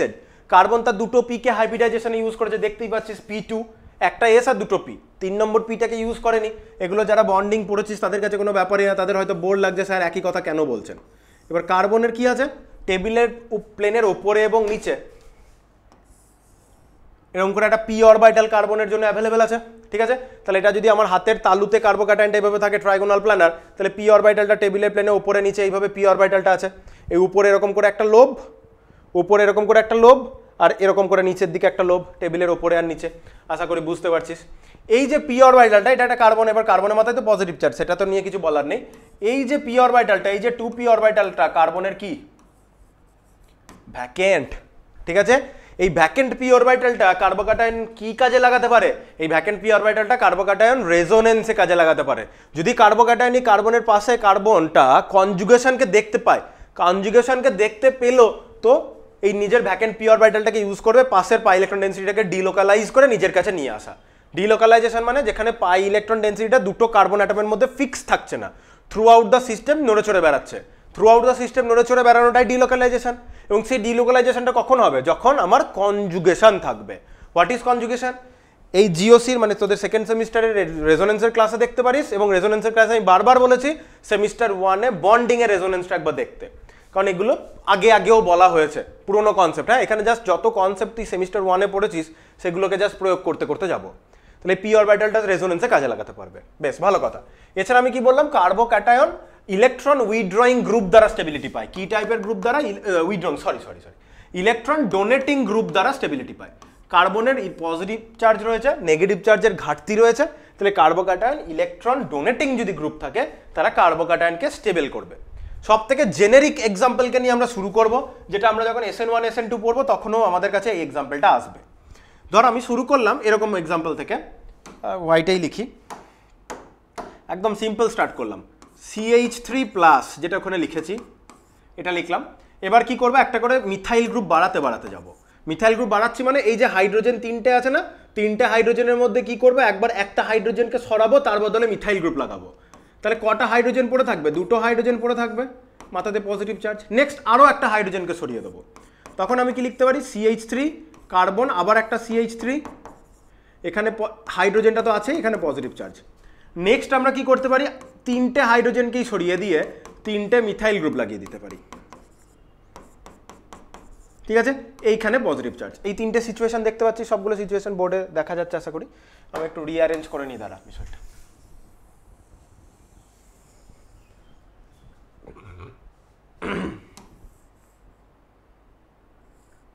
ঠিক আছে, চল ওখানটা মনিটরটাই দেখে নিলাম কতটা স্ক্রিনে দেখা যাচ্ছে, সেই অনুযায়ী একটু রিঅ্যারেঞ্জ করে নিলাম। এবার দেখি বিষয়টা, এটা কোনো ডিগ্রি নয়। এইখানে কার্বোক্যাটায়নের সাথে ইমিডিয়েটলি কটা কার্বন আছে? একটা, তাহলে এটাকে আমরা বলবো প্রাইমারি বা 1 ডিগ্রি। এখানে কার্বোক্যাটায়নিক কার্বনটা কতগুলো কার্বনের সাথে ডাইরেক্টলি অ্যাটাচ? দুটো, তাহলে এটাকে আমরা কি বলবো? 2 ডিগ্রি। এগুলো তো সেই নোমেনক্লেচারেও বলে এসেছি। কার্বোক্যাটায়নিক কার্বনটা কতগুলো কার্বনের সাথে ইমিডিয়েটলি অ্যাটাচড? ইমিডিয়েটলি পরপর যদি এখানে কার্বনের চেন চলতে থাকে সেটা নিয়ে আমার কিছু যায় আসছে না। ইমিডিয়েটলি কতজনের সাথে বন্ড? তাহলে এখানে 3 জনের সাথে, তাহলে এটাকে 3 ডিগ্রি বা টারশিয়ারি বলবো। প্রাইমারি, সেকেন্ডারি, টারশিয়ারি, আর প্রথমটার কোনো ডিগ্রিই নেই। এবার এখানে কার্বনকে স্টেবিলিটির ফ্যাক্টর যদি ভাবতে হয়, দুটো ফ্যাক্টর আছে। প্রথম একটা ফ্যাক্টর দেখতেই পাচ্ছিস, আচ্ছা কিছু জিনিস আমাকে ব্যাকে পাঠিয়ে নিতে হবে দাঁড়া। হ্যাঁ, এবার ঠিক আছে, 3 ডিগ্রি 3 ডিগ্রি। হ্যাঁ, এবার কিছু এখানে স্টেবিলিটি দেওয়ার কিছু ফ্যাক্টর রয়েছে। একটা ফ্যাক্টর আশা করি চোখে দেখতে পাচ্ছিস, মিথাইল গ্রুপ। আমরা পড়ে এসেছি methyl group plus I effect দেয়, নিজের থেকে কনসার্ন কার্বনের দিকে ইলেকট্রন ডেন্সিটি ঠেলে দেয়, that means electron withdrawing group. আবার ইলেকট্রন উইথড্রয়িং বলছি, that means electron donating group, নিজের কাছ থেকে লোকের দিকে ঠেলে দেয়, that means electron donating group. আমি যদি এর আগে কার্বোক্যাটায়ন বলতে গিয়ে কোথাও উইথড্রয়িং বলে থাকি, সেটা ডোনেটিং। আচ্ছা, এখানে মিথাইল গ্রুপগুলো কি করবে? বন্ড বরাবর ইলেকট্রন ডেন্সিটি কার্বনের দিকে পুশ করবে প্লাস আই ইফেক্টের থ্রু। ওখানে 3টে মিথাইল পেরেছে, এখানে কটা মিথাইল পারবে? 2টো। এখানে কটা মিথাইল পারবে? 1টা। এখানে তো কোনো প্রশ্নই আসছে না, ওটাকে 0 ডিগ্রি বলে না, তুই এরকম ভাবতে পারিস। তাহলে দেখ, যেখানে যত বেশি মিথাইল গ্রুপ সেখানে তত ওই পজিটিভ সেন্টারের দিকে ইলেকট্রন ডেন্সিটি পুশ হচ্ছে, তাহলে পজিটিভ সেন্টারটা তত বেশি স্টেবল হচ্ছে। তাহলে আমি যদি স্টেবিলিটি অর্ডার বলি, সব থেকে এখনো আরও একটা ফ্যাক্টর আছে, হাইপার কনজুগেশন আছে, আমি দেখাচ্ছি, আগে সিম্পলটা দিয়ে ভাবি। তাহলে এইটা দিয়ে আমরা যদি ভাবি, তাহলে হাইলি স্টেবলকে 3 ডিগ্রি, তারপরে 2 ডিগ্রি, তারপরে 1 ডিগ্রি, এবং তারপরে ওটা যেটা সিম্পল আছে সেটা। কারণ হাইড্রোজেনের জন্য তো আমরা কোনো ইন্ডাকটিভ ইফেক্ট ভাবি না। তাহলে যেখানে যত বেশি ডোনেশন সেখানে তত বেশি স্টেবল, এটা ভালো করে মনে রাখতে হবে, ঠিক আছে? আরেকটা কি আছে, এখানে আমরা হাইপার কনজুগেশনও পাবো। তাহলে হাইপার কনজুগেশনটা কিভাবে হচ্ছে একটু দেখি, আমি একবার একটা স্ট্রাকচার ড্র করে দিই, তাহলে আশা করি বুঝতে পারবি। আগের দিন এরকম টাইপের হাইপার কনজুগেশন দেখিয়েছি। যদি আমি টারশিয়ারিটার জন্যই বলি, এখানে ধর একটা CH3 কে আমি CH2 এরকম করে হাইড্রোজেন লিখে দিলাম, বাকি এখানে তো বাকি CH3 গুলো তো আছেই, এখানে পজিটিভ চার্জ আছে। এই যে হাইড্রোজেনটা আছে, এখানে কার্বনের একটা sp2 এর সাথে হাইড্রোজেনের আর এখানে কার্বনের একটা পি অরবিটাল ভ্যাকেন্ট পড়ে রয়েছে না, আমরা জানি তো sp2 মানে কার্বনের পি অরবিটাল ভ্যাকেন্ট পড়ে রয়েছে, এই ভ্যাকেন্ট পি অরবিটালের সাথে এর সিগমা বন্ডের ইলেকট্রন ডেনসিটিটা আসবে। প্ল্যানার রং করে দেখালে মানে বুঝতে অসুবিধা হচ্ছে, আমি বুঝতে পারছি, কারণ পি অরবিটালটা এটার সাথে মিশে গেছে। সো পি অরবিটালটা আসলে প্লেন বরাবর এরকম করে উঠে আছে, এই হচ্ছে ব্যাপার। আর এখানেও যদি তুই sp2 আকারে ভাবিস, যদি এই দুটোকে প্ল্যানার ভাবিস, এখানে একটা অ্যাবাভ দ্য বন্ড আছে, একটা বিলো দ্য আছে, এরকম একটা সিস্টেম হয়ে আছে। সো সেরকম করে ভাবতে হবে। তো যাই হোক, এখানে কার্বনের যে ভ্যাকেন্ট পি অরবিটালটা, কার্বনের ভ্যাকেন্ট পি অরবিটালটার সাথে এই যে সিগমা বন্ডটার, সেটা একটা কনজুগেশন হচ্ছে, যেটাকে আমরা বলছি sigma pi conjugation, that means hyper conjugation. Hyper কনজুগেশনের আর কি কি নাম ছিল? নো বন্ড রেজোনেন্স ছিল, বেকার-নাথান ইফেক্ট ছিল। তাহলে এখানটা তৈরি হয়ে যাবে CH2, এই কার্বনটা বন্ডেড কার্বন, এখানে CH3, এখানে CH3, আর এই হাইড্রোজেনটা বলেছিলাম এইভাবে লিখতে হয় যে ওটা মনে হতে পারে সলিউশনে চলে গেছে, নয় এই সিগমা বন্ডের ডেনসিটিটার সাথে এটা রয়েছে, ঠিক আছে? সো এবার তুই দেখ এইটার রেসপেক্টে যে ইমিডিয়েট যে কার্বন, সেগুলোকে আমরা বলি আলফা কার্বন। শুধু আলফা কার্বন থাকলে হবে না, আলফা কার্বনে হাইড্রোজেনও চাই। তাহলে তিনটে আলফা কার্বনে টোটাল করে 3 × 3 9টা আলফা হাইড্রোজেন। তাহলে এখানে কতগুলো হাইপার কনজুগেটিং স্ট্রাকচার? 9টা হাইপার কনজুগেটিং স্ট্রাকচার পাবো। তাহলে আমি এখানে সেগুলো লিখতে থাকি, 9টা হাইপার কনজুগেটিং স্ট্রাকচার পাবো। তাহলে এখানে এই যে 3 ডিগ্রিতে তো 3টে প্লাস আই বালা গ্রুপ আছে, 3 ডিগ্রিতে 3টে প্লাস আই আছে, আর 9টা হাইপার কনজুগেশন আছে, আমি হাইপার লিখলাম।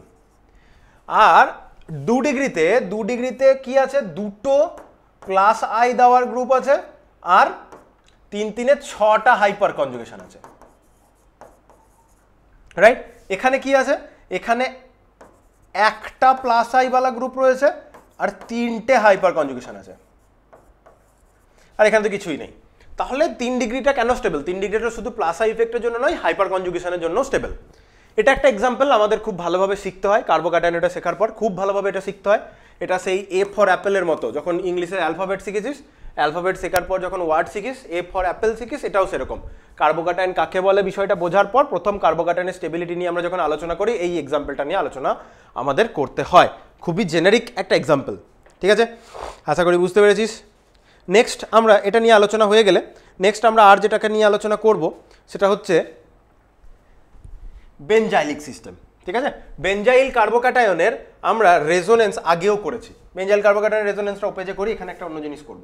তাহলে বেনজাইল কার্বোক্যাটায়নের রেজোনেন্স আমরা জানি, বেনজাইল কার্বোক্যাটায়ন মানে হচ্ছে বেনজাইলিক পজিশনটা আমাদের বুঝতে হবে।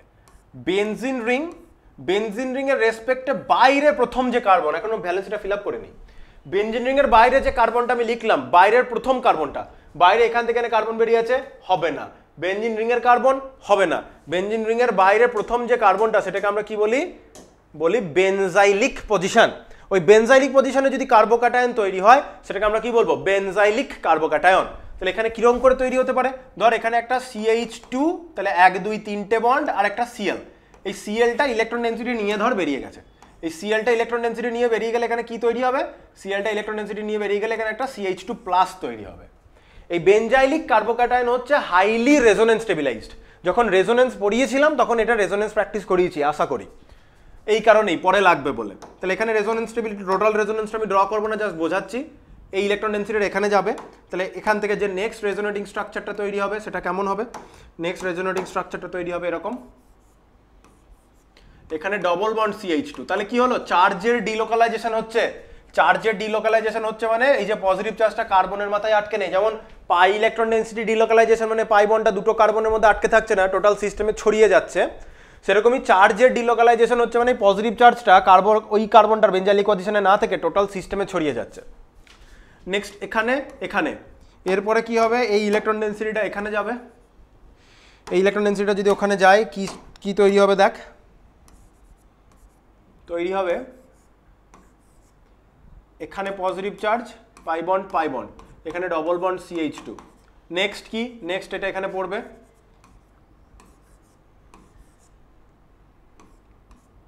Positive charge, double bond CH2। এরপরে কি আসবে? এখানে কি এক জায়গায় করে দেওয়া যাবে? দাঁড়া তো,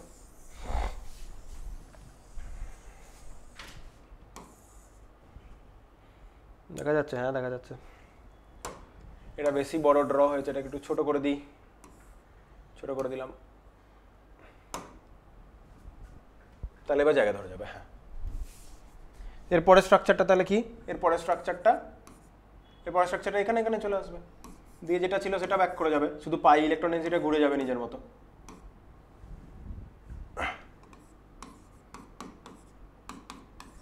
এরকম হলো। তাহলে এই এতগুলো হচ্ছে বেনজাইলিক কার্বোক্যাটায়নের যে রেজোনেন্স স্ট্রাকচার, এতগুলো হচ্ছে রেজোনেন্স স্ট্রাকচার। তাহলে রেজোনেন্স হাইব্রিডটা কেমন দেখতে হবে, কারণ এইগুলো তো নেচারে এক্সিস্ট করে না। আমরা কি জানি, নেচারে এর যে রেজোনেন্স হাইব্রিড শুধু সেটাই এক্সিস্ট করে। রেজোনেন্স হাইব্রিড আমরা কি করে ড্র করি, সিগমা বন্ড যেমন ছিল সেরকমই থাকবে, সিগমা বন্ডগুলো নিয়ে আমার কিছু যায় আসছে না। এবং এখানেও একটা জিনিস লক্ষ্য করেছিস, অর্থ প্যারা এবং অর্থ এইখানে পজিটিভ চার্জটা তৈরি হয়েছে, কখনো মেটা পজিশনগুলোতে কিন্তু কখনোই হাত দেয়নি, মানে মেটা পজিশনের রেজোনেন্স ইনভলভ হয় না। এবার দেখ, বেনজিন রিংটা এই ফার্স্ট স্ট্রাকচারে রয়েছে নিউট্রাল, লাস্ট স্ট্রাকচারে রয়েছে নিউট্রাল, মাঝেরটাতে বেনজিন রিং এর মধ্যে কোথাও না কোথাও একবার পজিটিভ চার্জ। তাহলে 0 আর +1 এর অ্যাভারেজ আউট করলে কি আসবে, ডেল্টা পজিটিভ আসবে। তাহলে বেনজিন রিং এ পাই বন্ডটা ঘুরেছে, এখানে কি তৈরি হয়েছে, ডেল্টা পজিটিভ। আর কার্বোক্যাটায়নিক কার্বনটার যদি কথা বলিস, মাঝের গুলোতে কার্বোক্যাটায়নটা নিউট্রাল, কার্বোক্যাটায়নিক কার্বনটা এখানে বেনজাইলিক, আর ওখানে লাস্টে বেনজাইলিকে পজিটিভ চার্জ। পজিটিভ আর নিউট্রালের মাঝামাঝি কি, ডেল্টা পজিটিভ। এটা হচ্ছে ওর রেজোনেন্স হাইব্রিড, ঠিক আছে। এভাবে রেজোনেন্স হাইব্রিডটা বুঝতে হয়। সো যেটা দেখতে পাওয়া যাচ্ছে, কার্বোক্যাটায়নিক কার্বনের মাথাতে যে পজিটিভ চার্জটা, সেই পজিটিভ চার্জটা ওই এক জায়গাতে লোকালাইজ না থেকে বেনজিন রিং বললো তোর মাথায় যে বোঝাটা সেটা আমাকে দে, আমিও তোর হয়ে কিছুটা বহন করে নিচ্ছি। তাহলে কার্বোক্যাটায়নিক কার্বনের মাথাতে পজিটিভ চার্জ ডেনসিটিটা কমে এলো, কেন, টোটাল সিস্টেমে পজিটিভ চার্জটা ছড়িয়ে গেছে বলে। এটা একটা স্টেবিলাইজিং ইফেক্ট দেয়, ঠিক আছে। এটাকেই আমরা রেজোনেন্স স্টেবিলাইজেশন বলি। সো এই কারণে বেনজাইলিক কার্বোক্যাটায়ন হাইলি রেজোনেন্স স্টেবিলাইজড হওয়ার জন্য বেনজাইলিক কার্বোক্যাটায়ন, মানে বেনজাইলিক কার্বোক্যাটায়ন স্টেবল কেন, তোর উত্তর হবে ওখানে রেজোনেন্স হচ্ছে বলে। এটা ড্র করে দিতে পারলেই ফুল মার্কস, ঠিক আছে। আর একটা যেটা বললাম আগের পেজে ফাঁকা জায়গায় লিখবো, সেটাকে আমরা কি বলছি, ওটাকে আমরা বলবো অ্যালাইলিক ক্যাটায়ন বা অ্যালাইল কার্বোক্যাটায়ন, ঠিক আছে। আমি তার আগে যেমন বেনজাইলিক কার্বোক্যাটায়নে বেনজাইল পজিশন বুঝতে হলো, সেরকমই অ্যালাইল কার্বোক্যাটায়নে থেকে অ্যালাইলিক পজিশনটা বুঝতে হবে। কিরকম, CH2 double bond CH single bond CH2+, দেখে নি কার্বোক্যাটায়নিক কার্বন 3টে বন্ড করেছে, মাঝের কার্বনটা 1টা 2টো 3টে 4টে বন্ড, এখানে 2টো 2টো 4টে বন্ড, ঠিক আছে। এটাকে আমরা বলবো এই যে CH2+, এটাকে আমরা বলবো অ্যালাইলিক কার্বোক্যাটায়ন, ডবল বন্ডের পাশে, আর এই ডবল বন্ডের এখানে কার্বন হয়ে গেল ভিনাইলিক নাম চলে আসে। যাই হোক, এই ডেনসিটিটা এখানে ছুটবে, কারণ কার্বোক্যাটায়নিক কার্বন মানে আমি যদি পাই বন্ডের কথাটা বলি, পাই বন্ডের কথাটা কি হচ্ছে, এর একটা ভ্যাকেন্ট পি অরবিটাল আছে। এই কার্বনের যে পি অরবিটালটা আর এই কার্বনের যে পি অরবিটালটা তারা নিজেদের মধ্যে সাইড অন করেছিল, এখন এটা ব্রেক করবে আর এর সাথে এর নতুন বন্ড তৈরি হয়ে যাবে। দ্যাট মিনস এই ইলেকট্রন ডেনসিটি, এই পাই বন্ডের যে ইলেকট্রন ডেনসিটি সেটা এই কার্বনের সাথে চলে আসবে, এটা ভ্যাকেন্ট হয়ে যাবে। ভ্যাকেন্ট, হ্যাঁ ওটা ভ্যাকেন্ট হয়ে যাবে। তাহলে এটা যদি আমি বন্ড মুছেও দিই, যেরকম লিখেছিলাম যদি সেরকম করে দেখায়, এই ডেনসিটিটা এখানে আসছে, ঠিক আছে। ওই ডেনসিটিটা এখানে আসার পর নেক্সট যে রেজোনেটিং স্ট্রাকচারটা আসবে সেটা হচ্ছে CH2 বন্ড কেটেছে, পজিটিভ চার্জ, মাঝের কার্বনের কিছুই যা আসে না, ও একদিকে খুলেছে আরেকদিকে বানিয়েছে, এদিকে CH2। তাহলে অ্যালাইলিক কার্বোক্যাটায়নের এটা দুটো রেজোনেটিং স্ট্রাকচার। এর রেজোনেন্স হাইব্রিডটা কেমন দেখতে হবে, এর রেজোনেন্স হাইব্রিডটা আগেরটা যেরকম শেখালাম সেরকম করেই হবে, পজিটিভ চার্জটা দুটো সেন্টারের মধ্যে ঘুরেছে, CH2 single bond CH single bond CH2 এগুলো ইনট্যাক্ট, ডবল বন্ডটা এখানে আছে ওখানে নেই। তাহলে ডবল বন্ডের সিচুয়েশনটা কি, এখানে ডট ডট ডট, এখানেও ডট ডট ডট, পজিটিভ চার্জটা হাফ হাফ হয়েছে। বেসিক্যালি তুই ডেল্টা পজিটিভ লিখতেই পারিস, তবে এখানে যেহেতু দুটো সেন্টারের মধ্যে ঘুরেছে আমরা এটাও লিখতে পারি এক জায়গাতে এটা সিঙ্গেল পজিটিভ হয়ে নেই, প্লাস হাফ করে ভাগ হয়ে গেছে। কি বলতে পারি, প্লাস হাফ করে ভাগ হয়ে গেছে। যেহেতু এটা একের থেকে ছোট, তাই এটাকে আমরা কি লিখছি, তাই আমরা এটাকে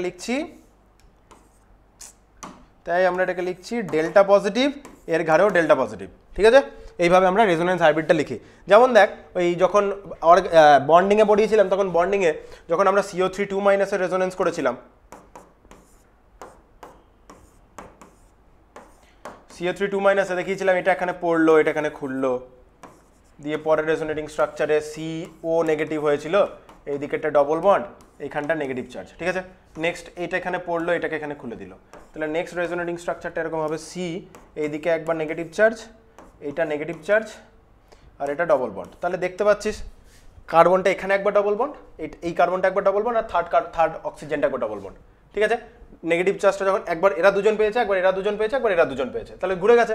তাহলে এদের যে রেজোনেন্স হাইব্রিড, এদের রেজোনেন্স হাইব্রিডটা কেমন দেখতে, আমি যদি এদের রেজোনেন্স হাইব্রিডটা এখানটায় লিখি, এদের রেজোনেন্স হাইব্রিডে দেখতে হবে যে সিগমা বন্ডগুলো ইনট্যাক্ট থাকছে, ঠিক আছে, সিগমা বন্ডগুলো ইনট্যাক্ট থাকছে। পাই বন্ডের কথাটা যদি বলি, পাই বন্ডটা একবার এই কার্বন অক্সিজেনটা যদি আমি দিকে তুই যদি একবার তাকাস, এগুলো বন্ড অর্ডার বার করাও দেখিয়েছিলাম কি করে বার করতে হয় রেজোনেন্স থেকে, দেখবি খুব ইম্পর্টেন্ট কোশ্চেন বন্ডিংয়ে, যারা পড়েছিস তারা জানিস। এই কার্বন অক্সিজেনের কথাটা তুই যদি ভাব, double bond single bond single bond, তাহলে ডবল বন্ড সিঙ্গেল বন্ড মানে কি, ডট ডট ডট, বাকিগুলোরও দেখ সেম সিচুয়েশন। এবার তুই যদি দেখিস দুটো নেগেটিভ চার্জ, একবার এই দুটো কার্বন, একবার এই দুটো কার্বন, এই দুটো কার্বন, তাহলে দুটো নেগেটিভ চার্জ তিনটে সেন্টারে ঘুরছে, তাহলে কত করে চার্জ হবে, -2/3 করে চার্জ হবে, প্রত্যেকের ঘাড়ে কত করে চার্জ হবে, -2/3, বা আমি ডেল্টা নেগেটিভ লিখতে পারতাম। এইভাবে দেখবি তোদের কেমিক্যাল বন্ডিংয়ে লেখা রয়েছে। এবং বন্ড অর্ডার আমরা কি করে বার করেছিলাম, বন্ড অর্ডার বার করেছিলাম number of bond between two atom, তাহলে তিনটে resonating structure, number of bond between two atom, এই কার্বন অক্সিজেনের মধ্যে নাম্বার অফ বন্ড কত, 2, একে 3 আর একে 4, তাহলে টোটাল বন্ড হচ্ছে 4, নাম্বার অফ রেজোনেটিং স্ট্রাকচার 1 2 3, 4/3 1.33 আসার কথা, এরকমই আসবে, একবার দেখে নিই, 4/3 1.33 আশা করি।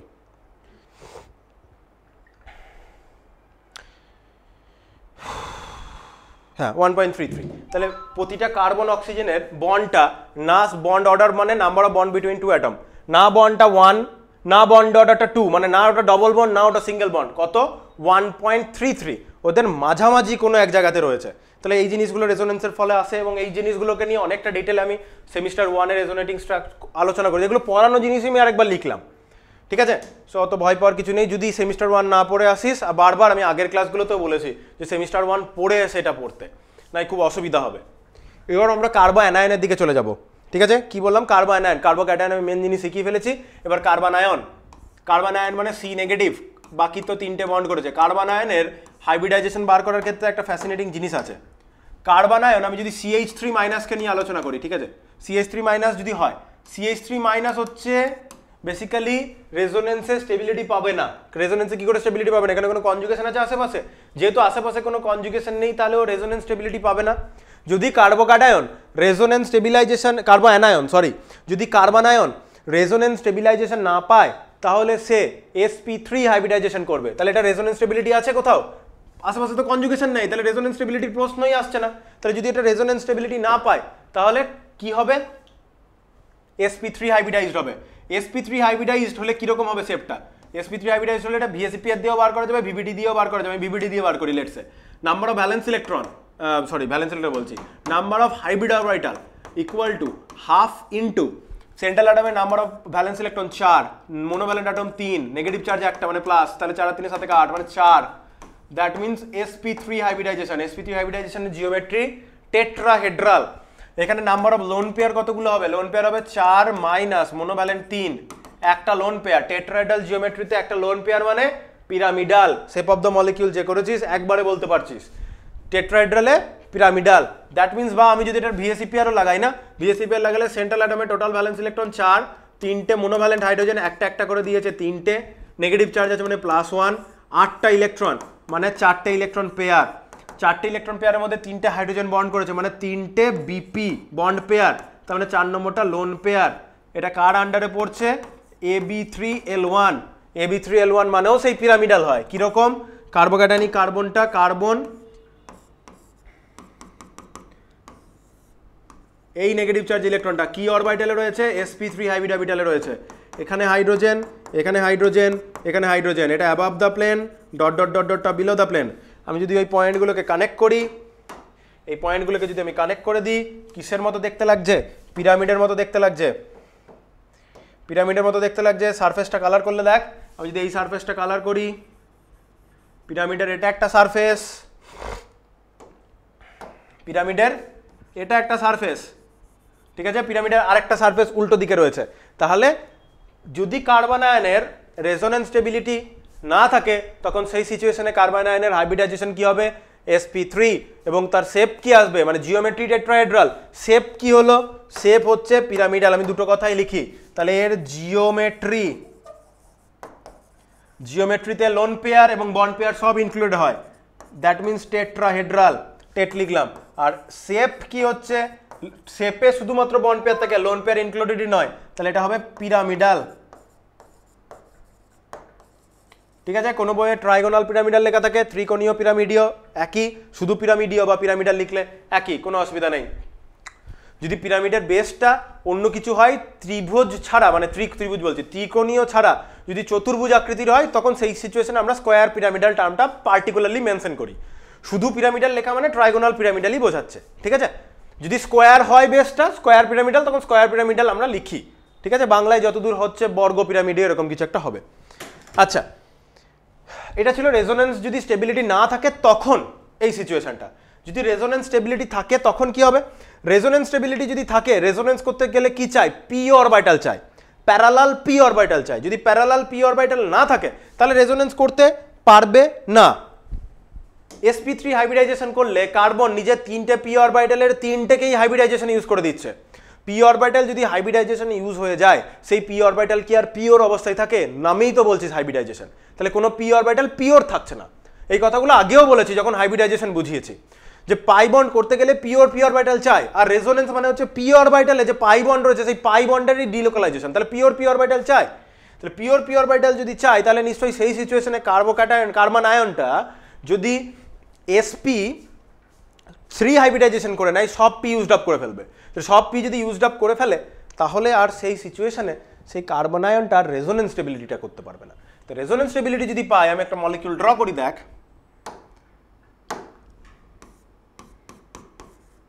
আগেরটার মতনই, অ্যালাইলিকের মতনই ড্র করব, CH2 নেগেটিভ। এই জায়গাতে ওই CH2টা যদি পিরামিডাল শেপ নিয়ে নেয়, আর পিওর পি অবস্থায় থাকবে না। এখানে পাশে একটা ডবল বন্ড দেখতে পাচ্ছে, মানে কনজুগেশন। কনজুগেশনটা দেখতে পাচ্ছে মানে ওর একটা লোভ হচ্ছে। তাহলে ওই কনজুগেশনটাকে অ্যাটাক করার জন্য এই হাইব্রিডাইজেশনটাও তখন কি করে নেবে? sp2 হলে নিজে কি ট্রাইগোনাল প্ল্যানার হয়ে গেল, ট্রাইগোনাল প্ল্যানার। আর এই প্লেনের রেসপেক্টে পারপেন্ডিকুলারলি কি তৈরি থাকবে? পি অরবিটালটা অ্যাভেলেবেল থাকবে, যে পি অরবিটালটা ভ্যাকেন্ট নয়, কার্বোকাটায়নের মতো ইলেকট্রন আছে। আর এখানে এই যে পাই বন্ডটা আছে, সেই পাই বন্ডটা কি করে হয়েছে? এর পি অরবিটালের সাথে এর পি অরবিটালে সাইড অন হয়ে। এবার এই নেগেটিভ চার্জ ডেনসিটিটা এখানে আসবে, এবার এই নেগেটিভ চার্জ ডেনসিটি এখানে বন্ড করতে আসবে, এই বন্ডটা এর দিকে ভেঙে দেবে, ঠিক আছে। এইটা হচ্ছে রেজোনেন্সের ব্যাপারটা। তাহলে এটাকে যদি আমি অ্যাজ এ ওই রেজোনেন্সের মতো করে ড্র করি, তাহলে আমি কিরকম করে লিখবো? সেটার মতো করে ড্র করলে আমরা লিখবো CH2 double bond CH single bond CH2 negative. এই নেগেটিভ চার্জটা এইভাবে পড়ছে দেখালাম, এই যে এটা দেখাচ্ছে, এই ধরনের বন্ড হচ্ছে, এই বন্ডটা খুলে যাচ্ছে। তাহলে এর পরের যে রেজোনেটিং স্ট্রাকচারটা কেমন হবে? এই দিকের CH2টা নেগেটিভ চার্জ, এইদিকে এটা CH ডবল বন্ড CH2। তাহলে আমরা দেখতে পাচ্ছি এই অ্যালাইলিক কার্বন আয়নের জন্য, এটা অ্যালাইলিক কার্বন আয়ন, তাহলে অ্যালাইলিক কার্বন আয়নের জন্য নেগেটিভ চার্জটা রেজোনেন্সের জন্য, এই অ্যালাইলিক কার্বন আয়নে রেজোনেন্সের জন্য এই নেগেটিভ চার্জটা একটা কার্বনের মাথাতে লোকালাইজড নয়, ডিলোকালাইজড হয়ে যাচ্ছে। এই ডিলোকালাইজেশনের ফলে এই অ্যানায়নিক সিস্টেমটা স্টেবিলিটি পাচ্ছে, ঠিক আছে। আশা করি বোঝাতে পারছি। তাহলে অ্যালাইলিক কার্বোক্যাটায়নও স্টেবল, অ্যালাইলিক কার্বন আয়নও স্টেবল, তাই না? আশা করি কথাটা বোঝাতে পারলাম, ঠিক আছে, বেশ। আর আশা করি বেঞ্জাইলিক সিস্টেম নিয়ে আলোচনা করতে পারবি। বেঞ্জাইলিক সিস্টেম নিয়ে যদি আমরা আলোচনা করি, বেঞ্জাইলিক সিস্টেম নিশ্চয়ই বুঝতে পারবি। বেঞ্জাইলিক সিস্টেম আগেরটাতে আমি সমস্তটা ড্র করেছি, বেঞ্জাইলিক সিস্টেম এখানে আমি আর সমস্তটা ড্র করব না, জাস্ট একবার দেখিয়ে দেবো। প্রথম স্ট্রাকচারটা আমি ড্র করে দেখিয়ে দিই। এখানে CH2 নেগেটিভ চার্জ, ঠিক আছে। এবার এই নেগেটিভ চার্জটা কি করবে? রেজোনেন্সে ইনভলভ হবে, এটা এখানে পড়বে, এটা এখানে খুলে দেবে। পরের স্ট্রাকচার,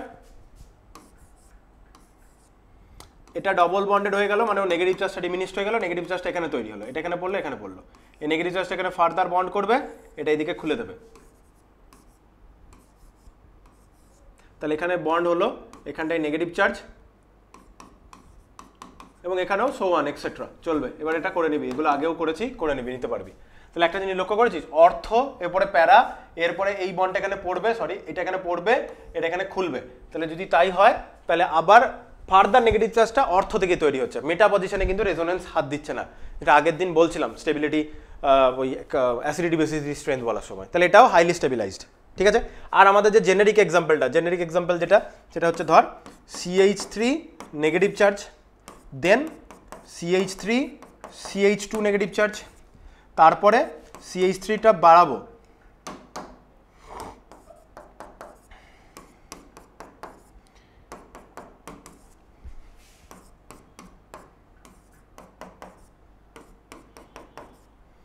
এখানে খেলা ঘুরে গেছে। কার্বন আয়ন কি চাইছে? কার্বন আয়ন চাইছে ওর কাছে ইলেকট্রন উইথড্রয়িং গ্রুপ, ওর কাছ থেকে ইলেকট্রন উইথড্র করে নিক। এই CH3 গুলো কি করছে? ইলেকট্রন ডোনেট করছে। শুধুমাত্র যে CH3 গুলো প্লাস আই ইফেক্টের থ্রু ইলেকট্রন ডোনেট করছে তাই নয়, ইন্ডাক্টিভ ইফেক্ট আছে। যাই হোক, তাহলে প্লাস আই ইফেক্টের থ্রু ইলেকট্রন ডেন্সিটি ডোনেট করে দিচ্ছে। তাহলে কি হবে? প্লাস আই ইফেক্টের থ্রু যদি এখানে ইলেকট্রন ডেন্সিটি ডোনেট করে দেয় তাহলে নেগেটিভ চার্জটা কন্টিনিউয়াসলি বাড়তে শুরু করবে।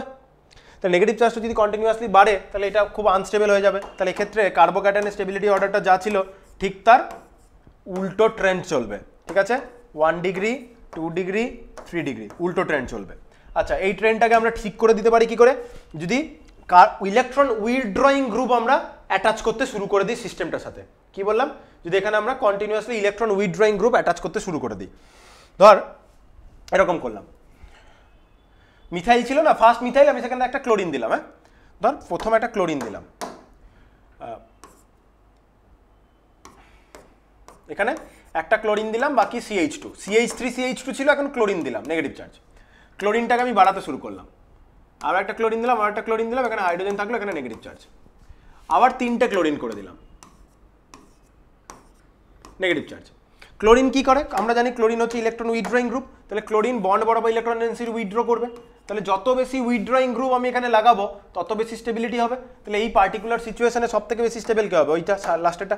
তাহলে সব থেকে বেশি স্টেবল কে? সব থেকে বেশি স্টেবল হয়ে গেল এই সিচুয়েশনে এটা। তাহলে ইলেকট্রন উইথড্রয়িং গ্রুপ লাগালে স্টেবিলিটি হবে। শুধুমাত্র ক্লোরিন নয়, যে কোনো হ্যালোজেন লাগাতে পারিস, NO2 গ্রুপ লাগাতে পারিস, সায়ানাইড CN লাগাতে পারিস, তাহলেও হবে। তাহলে এইভাবে ওটা স্টেবিলিটি পাচ্ছে। আশা করি বোঝাতে পারলাম। ঠিক আছে, ঠিক। স্টেবিলিটি অর্ডার, আমি এগুলো সব স্টেবিলিটি অর্ডার লিখছি। হ্যাঁ, স্টেবিলিটি অর্ডার যা হবে, রিঅ্যাক্টিভিটি অর্ডার তার উল্টো হবে, সক্রিয়তা তার উল্টোটা হবে। যা স্টেবিলিটি যত বেশি তার রিঅ্যাক্টিভিটি তত কম। তাহলে এখানে সব থেকে রিঅ্যাক্টিভ কি হবে? যে সব থেকে লিস্ট স্টেবল। তাহলে এগুলো আমি কিন্তু যতবার বলছি, এগুলো আমি কিন্তু সবসময় স্টেবিলিটিটা বলছি। হ্যাঁ, রিঅ্যাক্টিভিটি অর্ডার নয়, স্টেবিলিটি অর্ডার বলছি। তাহলে এই ছিল মোটামুটি কার্বন আয়ন। কার্বন আয়ন আশা করি করতে পারবি। ঠিক আছে, এবার লাস্টে আমাদের কি থাকবে? লাস্টে আমাদের থাকবে কার্বন ফ্রি রেডিক্যাল। ফ্রি রেডিক্যালের জন্য আমরা কি বললাম? কার্বোক্যাটায়ন যেভাবে স্টেবিলিটি পায়, ফ্রি রেডিক্যালও আমার ঠিক সেভাবেই স্টেবিলিটি পাবে। এবার ফ্রি রেডিক্যালের ক্ষেত্রে কি? ফ্রি রেডিক্যালটাও কার্বন আয়নের মতো sp2ও হতে পারে, sp3ও হতে পারে। সমস্তটাই রেজোন্যান্স স্টেবিলিটির উপর নির্ভর করছে। ঠিক আছে, তাহলে sp2 যদি হয় সেই সিচুয়েশনে এটা সমতলীয়, আর sp3 হলে তখন ওটা পিরামিডীয় হয়ে যাবে। এই হচ্ছে ব্যাপার। সো আগেরটার মতনই। এবার কখন ওটা sp2তে যাবে? যখন ও রেজোন্যান্স স্টেবিলিটি পাবে তখন ওটা sp2তে যাবে। যখন ওটা রেজোন্যান্স স্টেবিলিটি পাচ্ছে না তখন ও পিরামিডীয় হয়ে থাকতে চাইবে। তাহলে কার্বন ফ্রি রেডিক্যাল। তাহলে কার্বন ফ্রি রেডিক্যালের আলোচনা যদি আমরা করি, কার্বন ডট, বাকি তো 3 দিকে 3টে বন্ড আছে। এবার আমি যদি ধর CH3 ডটকে নিয়ে আলোচনা করি, এই ডটটার না তুই যদি VSEPR ক্যালকুলেট করিস, একটা অড ইলেকট্রনের জন্য প্রবলেম আসবে। ওই অড ইলেকট্রনটা আসলে একটা টোটাল অরবাইটাল দখল করে আছে। তো আমরা ওখানে কি করি? ইলেকট্রন কাউন্টটাকে 2 দিয়ে ডিভাইড করে দিই। তো ইলেকট্রনটাকে 2 দিয়ে ডিভাইড করে দিলে নাম্বার অফ অরবাইটাল পেয়ে যায়। কারণ একটা অরবাইটালে যদি 2টো ইলেকট্রন ধরে তাহলে 2 ডিভাইডেড বাই 2, মানে একটা অরবাইটাল 2টো ইলেকট্রন আছে, মানে কি অরবাইটাল কটা লাগবে? একটা। তো যতগুলো ইলেকট্রন তার হাফ করে দিলেই আমার কি বেরিয়ে আসবে? Number of orbital. সেখান থেকে আমরা হাইব্রিড অরবিটালের কনসেপ্টটা পেয়ে যাই। এবার CH3 ডট আছে না, একটা ডট ইলেকট্রন একটা টোটাল অরবাইটালকে নিয়ে বসে থাকে। এবার এই অড ইলেকট্রনটার জন্য টোটাল কাউন্টটা বিজোড় আসবে, বিজোড়কে হাফ করবি 0.5 আসবে, 0.5 অরবাইটাল আবার কি। সো এই অড ইলেকট্রনটাকে অ্যাজ এ 2 ইলেকট্রনের মতো তোকে ভাবতে হবে যদি অরবাইটাল কাউন্টটাকে ঠিক রাখতে হয়, কারণ ও একাই একটা অরবাইটাল নিয়ে বসে থাকে। ঠিক আছে, কি বলতে চাইছি? পিরামিডীয় হলে কি হবে? পিরামিডীয় হলে এই কার্বনটা, পিরামিডীয় হলে মাঝের যে কার্বনটা আছে সেই কার্বনটা 3 দিকে 3টে হাইড্রোজেনের সাথে যেরকম কোভ্যালেন্ট বন্ড হয়, 3 দিকে 3টে হাইড্রোজেনের সাথে সেম ওয়েতে কোভ্যালেন্ট বন্ড করছে। আর এই অড ইলেকট্রনটা এর একটা টোটাল অরবাইটাল ধরে এরকম করে বসে রয়েছে। এবার তুই যেই কাউন্ট করবি কি হবে? 3 2 6 আর 1 7টা, 7 ডিভাইডেড বাই 2 করবি 3.5 আসবে। 3.5টা হাইব্রিড অরবিটাল আবার কি? হাইব্রিড অরবিটাল আবার 3.5 খানা হয়। প্রবলেমটা কি হয়েছে? এই অড ইলেকট্রনটার জন্য এতক্ষণ ধরে আমরা ডবল ডবল, এখানেও 2টো ইলেকট্রন আছে, এখানেও 2টো ইলেকট্রন আছে, এখানেও 2টো ইলেকট্রন আছে, 6টা। আর এখানেও এতদিন ধরে হয় ফাঁকা থাকতো না হয় 2টো ইলেকট্রন থাকতো, তাই কাউন্টে কোনো প্রবলেম হতো না, জোরই থাকতো। কিন্তু এখানে বিজোড় সংখ্যক ইলেকট্রন হয়ে যাওয়াতেই তো গন্ডগোলটা হয়েছে। বিজোড় সংখ্যক ইলেকট্রন থাকাতেই গন্ডগোলটা হয়েছে। ও একা একটা অরবাইটাল দখল করে বসে রয়েছে। সে কারণে 7টা ইলেকট্রন হলে, যেখানে অড ইলেকট্রন আছে তুই জানিস যতগুলো ইলেকট্রন আছে +1 করে দে, তাহলে নাম্বার অফ অরবাইটালটা জোড় সংখ্যায় বেরিয়ে আসবে। তাহলে এটাকে যদি আরেকটা ইলেকট্রন ধরিস, 3 2 6 আর এখানে একটাকে 2টো যদি ভাবিস, তাহলে 8টা। 8কে যেই 2 দিয়ে ভাগ করবি 4 হবে, তাহলে 4টে অরবাইটাল পেলাম এবং একটা অরবাইটাল একটা অড ইলেকট্রন আছে। এভাবে ভাবতে হবে। আর যখনই ও রেজোনেন্স করার চান্স পাবে না, রেজোনেন্স করার চান্স পেলেই ও এরকম ট্রাইগোনাল প্ল্যানার হবে, আর একটা যে পি অরবিটাল থাকবে সেই পি অরবিটালে একটা এরকম করে অড ইলেকট্রনকে রেখে দেবে, তখন সেটা হাইব্রিডাইজেশন হবে sp2, আর এরকম পার্টিকুলার সিচুয়েশনে হাইব্রিডাইজেশন হবে sp3। এই অড ইলেকট্রনটা থাকে বলে একটু কাউন্টে গন্ডগোল হয়, ফ্র্যাকশন চলে আসবে। সে ফ্র্যাকশনটাকে কিভাবে আমরা ট্যাকেল করব সেটাও বোঝালাম, ঠিক আছে? কারণ ওই ইলেকট্রনকে 2 দিয়ে ডিভাইড করে দিলে নাম্বার অফ অরবিটাল হয়, তাই না? তাহলে ইলেকট্রনই যদি একটা থাকে, ওই একটা ইলেকট্রন একটা অরবিটাল ধরে বসে রয়েছে, তাহলে ওই একটা ইলেকট্রনকে অ্যাজ এ 2 ইলেকট্রনের মতো ভেবে নি, তাহলে অরবিটাল কাউন্টটা ঠিক হয়ে যাবে। আর তুই অলরেডি জানিস ওখানে একটা অড ইলেকট্রন আছে, তাহলে ওই ইলেকট্রনটা অরবিটালটাতে 2টো ইলেকট্রন নয়, একটা ইলেকট্রনকে রাখতে হবে, ঠিক আছে? এবার বাকি স্টেবিলিটি কার্বোক্যাটায়নের মতনই, যেমন কার্বোক্যাটায়নের মতো যদি বলি, ধর CH3 ডট আছে, তারপরে তোর আছে CH3 CH2 ডট, দেন ধর দুটো CH3 আছে, এখানে একটা হাইড্রোজেন ডট, আর একটা 3টে CH3 আছে, আর CH3 লিখছি না, মিথাইল লিখলাম, ঠিক আছে? ME। তাহলে কার্বোক্যাটায়নে আমি কি বলেছিলাম? Carbon free radical. Carbon free রেডিক্যালটাও কার মতো স্টেবিলিটি পাবে? কার্বোক্যাটায়নের মতনই সিচুয়েশন, শুধুমাত্র তফাৎ কোথায়? 7টা ইলেকট্রন আছে, সেই জন্য নিজেরটা নিজেই ব্যাক পেয়েছে, সেই জন্য নিউট্রাল অবস্থায় আছে।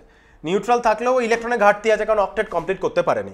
তাহলে যত বেশি ইলেকট্রন ডোনেট করছে এরা, সিগমা বন্ড বরাবর যত বেশি ইলেকট্রন ডোনেট করবে, তত বেশি ওর ইলেকট্রন ঘাটতি কমবে, তত আমি স্টেবিলিটি পাবো। তাহলে স্টেবিলিটি অর্ডারটা কার্বোক্যাটায়নে যা ছিল তাই, এটাকে নিয়ে কোনো প্রবলেম নেই। এবং এই সিচুয়েশনে যেহেতু কোনো রেজোনেন্স স্টেবিলিটি পাচ্ছে না, রেজোনেন্স স্টেবিলিটি যেহেতু নেই, সো এটাও sp3 সিচুয়েশনেই থাকবে। এবার প্রবলেম নয়, এবার যদি রেজোনেন্স স্টেবিলিটি পাই, সেই সিচুয়েশনে রেজোনেন্সটা কী করে হবে দেখি, ওই বেঞ্জাইলিকের মতনই সিস্টেমটা নিই। CH2 ডবল বন্ড CH, এখানে ধর CH2 একটা ডট আছে, ঠিক আছে? এই CH2 ডট আছে, ও দেখছে এখানে পাই বন্ডকে দেখতে পাচ্ছে, পাই বন্ডকে যে দেখতে পাচ্ছে নিজেকে, আর ও sp3 রাখবে না, নিজেকে কি করে নেবে? sp2। তাহলে একটা p অরবিটালকে প্যারালাল আনতে পারবে। তাহলে ওই প্যারালাল যে p অরবিটালটা রয়েছে, ওই প্যারালাল যে p অরবিটালটা রয়েছে, সেই প্যারালাল p অরবিটালে একটা অড ইলেকট্রন রয়েছে, আর এই পাশের দুজন কি করেছে? এই পাই বন্ডটা করার জন্য এই p অরবিটালটা নিজেদের মধ্যে সাইড অন করেছে। এবার কি হলো, ভালো করে ভাব, এটা তো অড ইলেকট্রন। আগেরগুলোতে কি ছিল? হয় দুটো ইলেকট্রন ভ্যাকেন্ট অরবিটালে এসেছে কার্বোক্যাটায়নের দিকে, কার্বোক্যাটায়নে হয় ভ্যাকেন্ট অরবিটালে পাশের জনের কাছে দুটো ইলেকট্রন এসেছে, অথবা কার্বনায়নে নিজের অরবিটালে যে দুটো ইলেকট্রন ছিল, কার্বনায়ন কি করেছে? নিজের অরবিটালে যে দুটো ইলেকট্রন ছিল সেই দুটো ইলেকট্রনকে দিয়েছে, দিয়ে ওই বন্ডটাকে ব্রেক করেছে। ফ্রি রেডিক্যালের ক্ষেত্রে কি হবে? ফ্রি রেডিক্যালের ক্ষেত্রে সিচুয়েশনটা ম্যানুয়ালি, পরীক্ষাতে ওরকম করে ইন্ডিভিজুয়ালি তো করবি না, পরীক্ষাতে একেবারেই লিখবি, কিন্তু এখানে তোকে ম্যানুয়ালি আমি ভাবাচ্ছি। এই ইলেকট্রনটা যেই আসবে, একটা ইলেকট্রন, এর কাছে একটা ইলেকট্রন আসবে, তাহলে এই অরবিটালটা হোমোলাইটিক্যালি ক্লিভ হবে, এই অরবিটালটা হোমোলাইটিক্যালি ক্লিভ হবে। এরকম করে পরীক্ষাতে তো ইন্ডিভিজুয়ালি দেখাবি না, হোমোলাইটিক্যালি ক্লিভ হবে। এটা যদি হোমোলাইটিক্যালি এদের মধ্যে ক্লিভ হয়ে যায়, এ নিজের ইলেকট্রনটা নিজে পেয়ে যাবে, এ নিজের ইলেকট্রনটা নিজে পেয়ে যাবে। এইবার এই যে অড ইলেকট্রন আর এই যে অড ইলেকট্রন যুক্ত যে অরবিটাল দুটো, এই অড ইলেকট্রন যুক্ত অরবিটাল দুটো নিজেদের মধ্যে এসে সাইড অন ওভারল্যাপ করে নেবে অরবিটালি। তুই যদি ভাবিস বিষয়টা, সেটাকে আমি যদি খাতায় রিপ্রেজেন্ট করি, খাতায় তো এরকম করে লিখবি না, খাতায় তুই লিখবি, পার্পল কালার দেখা যাবে না, না খাতায় কিভাবে লিখবি? CH2 double bond CH single bond CH2 dot, এই ইলেকট্রনটা এখানে পড়লো, অড ইলেকট্রন আমাদের ফিস হুক অ্যারো দিয়ে দেখাতে হয়, আর এটা ব্রেক করে এখানে গেল।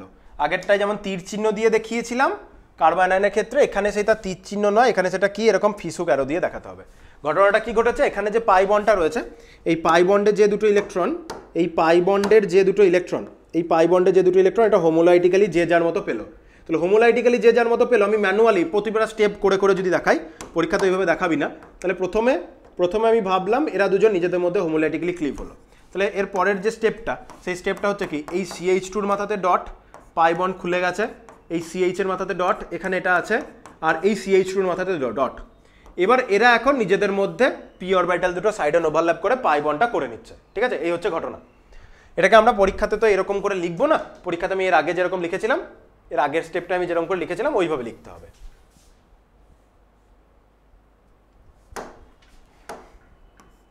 যে এই ইলেকট্রনটা এখানে এলো, এই ইলেকট্রনটা এখানে গেল, তাহলে এর পরের স্ট্রাকচারে CH2 dot CH double bond CH2, তাহলে অড ইলেকট্রনটা ওর মাথায় থাকলো না, যে কার্বনের মাথায় অড ইলেকট্রন ছিল, 7টা ইলেকট্রন ছিল, সেপ্টেড কন্ডিশনে ছিল, সে ডবল বন্ড করে এখানে স্টেবল হয়ে গেল। তার মানে একজনকে ওই প্রবলেমটা বয়ে বেড়াতে হলো না, দুটো কার্বনের মধ্যে ওটা ভাগ হয়ে গেল, রেজোনেন্স স্টেবিলাইজড। সেম জিনিসটাই আমরা বেঞ্জাইলিক ফ্রি রেডিক্যালের ক্ষেত্রেও আমরা দেখাতে পারবো। বেঞ্জাইলিক ফ্রি রেডিক্যালের ক্ষেত্রে কীরকম হবে, এই সিস্টেম, এইখানে CH2 ডট তৈরি হলো, এই CH2 ডটটা এখানে পড়লো, এটা এখানে খুলে গেল, যেই হবে পরের স্ট্রাকচারটা, এখানটায় ডটটা তৈরি হবে, এখানে ডবল বন্ড CH2 তৈরি হবে, এখানে বন্ড আছে, এখানে বন্ড আছে, রাইট? এইটা এখানে পড়লো, এটা এখানে খুলে গেল, পরের স্ট্রাকচারগুলো নিজে ড্র করে নিতে পারবি আশা করছি। ঠিক আছে, আশা করি বুঝতে পারলি। হ্যাঁ, সো কষ্টকর বা কঠিন জিনিস কিছুই না।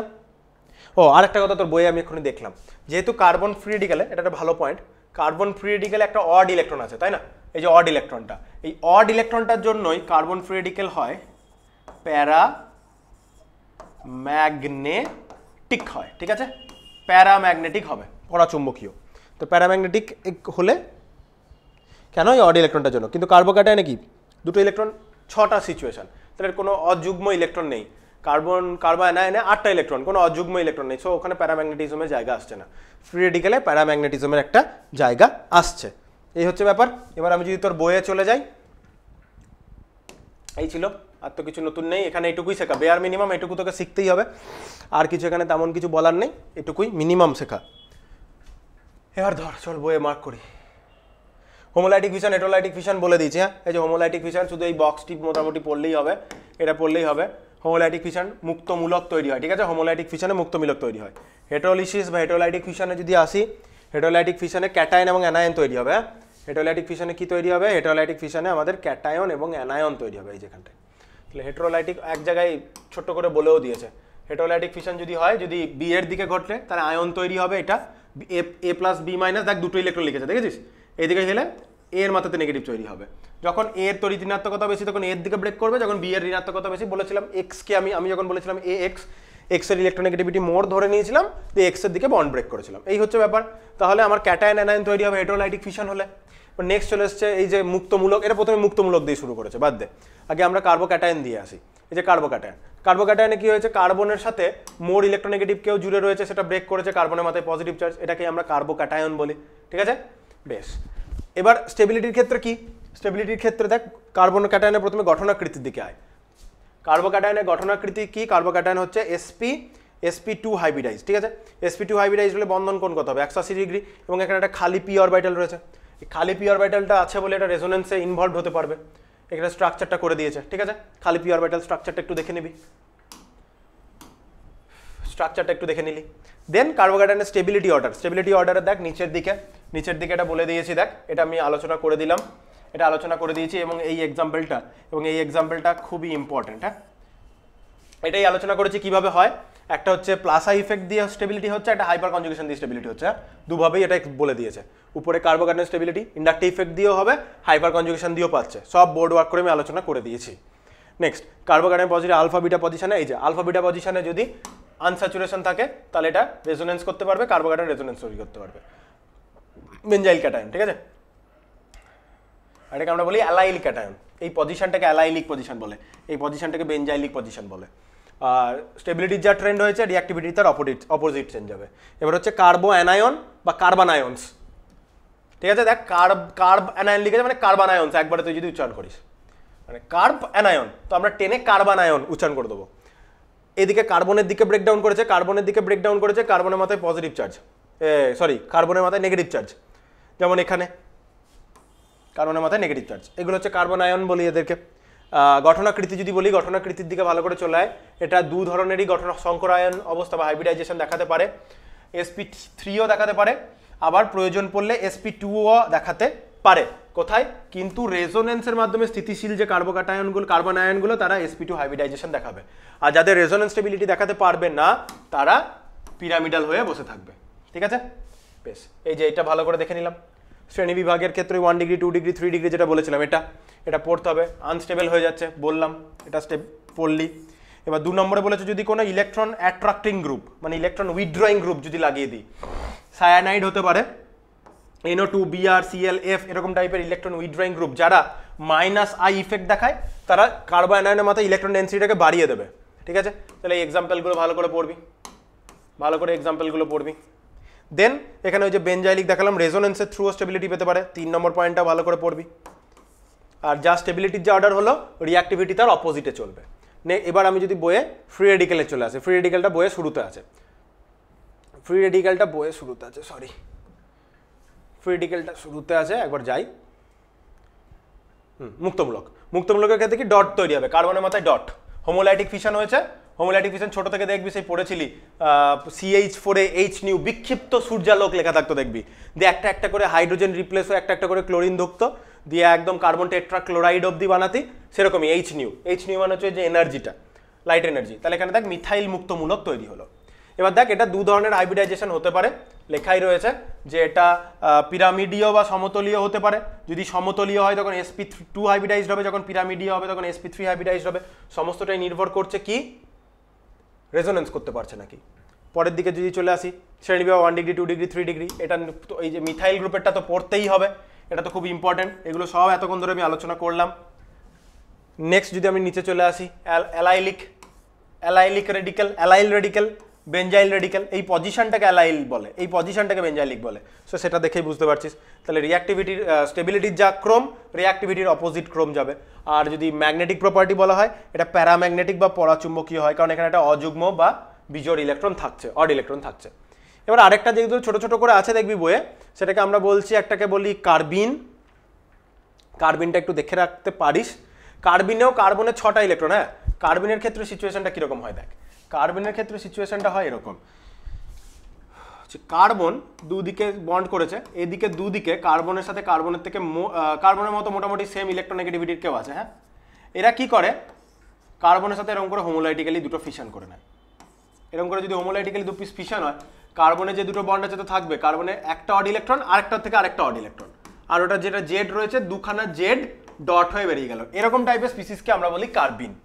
বাস এতটুকু জানলেই মোটামুটি কাজ চলে যাবে, বাকি বইয়ে আসি। তাহলে এরকম যদি হয় দেখ, দুটো অড ইলেকট্রন আর দুটো কোভ্যালেন্ট বন্ড, তাহলে দুটো কোভ্যালেন্ট বন্ডে দুটো 4টে ইলেকট্রন, আর ওই দুটো ইলেকট্রন হচ্ছে, তাহলে টোটাল 6টা ইলেকট্রন। তাহলে কার্বিনেও টোটাল ইলেকট্রন কটা হয়, কার্বিনেও টোটাল ইলেকট্রন 6টা, কার্বোক্যাটায়নের মতো। তাহলে কার্বিনেও যোজ্যতা কক্ষে 6টা ইলেকট্রন আছে, কিন্তু নিউট্রাল, তাদেরকে কার্বিন বলবো। যেমন দেখ CH2 এরকম ডবল ডট সিস্টেম, তাহলে হচ্ছে কার্বিন। কার্বিন সম্বন্ধে বেশি কিছু আলোচনা নেই, 6টা ইলেকট্রন। আবার CCl2 আছে, এরকম টাইপের স্পিসিসও হতে পারে, CCl2, এটাও কার্বিন। এবার কার্বিন 2 টাইপের আছে, একটাকে আমরা বলে এটুকু পড়লেই হবে, সিংলেট কার্বিন হয় আর ট্রিপলেট কার্বিন হয়। কিভাবে সিংলেট, কিভাবে ট্রিপলেট? সিংলেট একটা 1 সংখ্যার সাথে সম্পর্কযুক্ত, ট্রিপলেটটা 3 সংখ্যার সাথে সম্পর্কযুক্ত। কিভাবে আসছে বলছি। সিংলেট কার্বিনের দিকে তুই যদি তাকাস, সিংলেট কার্বিন, এটা সিংলেট কার্বিন। হ্যাঁ, সিংলেট কার্বিনে দেখ কি hybridized, sp2 hybridized, carbene sp2 hybridized, কোনো ডাউট নেই। CH2 ডবল ডট, তো CH2 ডবল ডট কি হচ্ছে, দুটো বন্ড কার্বিনের কার্বন sp2 হাইব্রিড অরবিটাল দিয়ে করেছে, আর যে দুটো ইলেকট্রন ডবল ডট বলছে না, ওই যে ডবল ডট যে দুটো ইলেকট্রন, ওই দুটো ইলেকট্রনকে ও একটা sp2 হাইব্রিডাইজড অরবিটালে রাখছে। ঠিক আছে, আর p অরবিটালটাকে ফাঁকা রাখছে, p অরবিটালটা ভ্যাকেন্ট। এটা হচ্ছে সিংলেট কার্বিন। বেশ, ট্রিপলেট কার্বিন কি করে, বিষয়টা একই। ট্রিপলেট কার্বিন শুধুমাত্র নিজের একটা অড ইলেকট্রন দুটোকে একটা অরবিটালই রাখছে না, একটা অরবিটালে দুটো ইলেকট্রন থাকলে তখন তো অড ইলেকট্রনও নয়।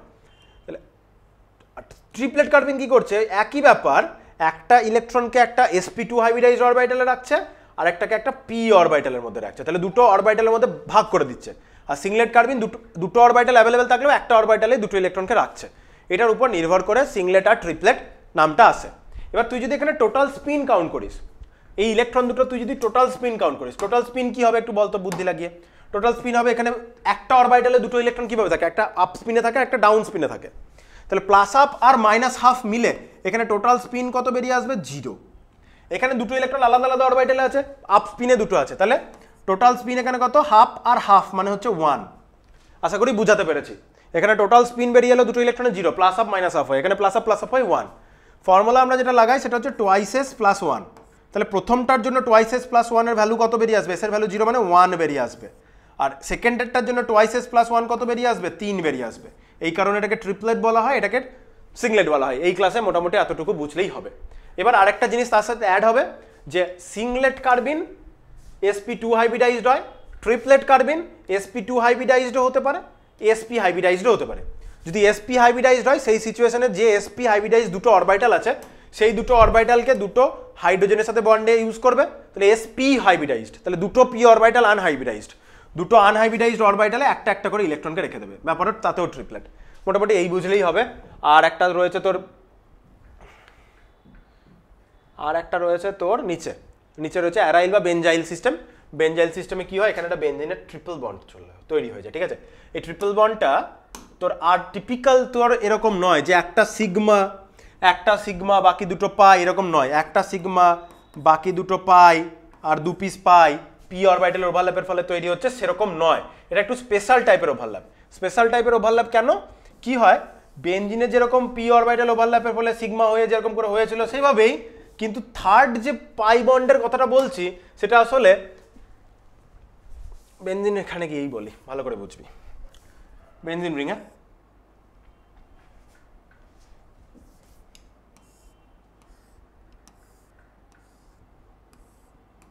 এই বেনজিন রিং।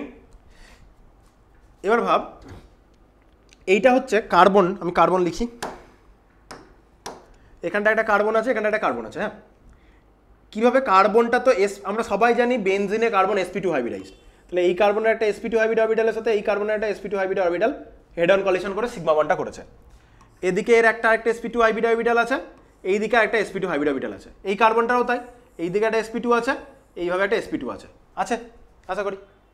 আমার ওটার কাছাকাছি ড্র করেছি বলে ওটাকে বেশি অ্যাঙ্গেলে নিয়ে যেতে পারলাম না, দাঁড়া একটু নিচে নামিয়ে আনি এটাকে, এটাকে ট্রিক করে ড্র করি।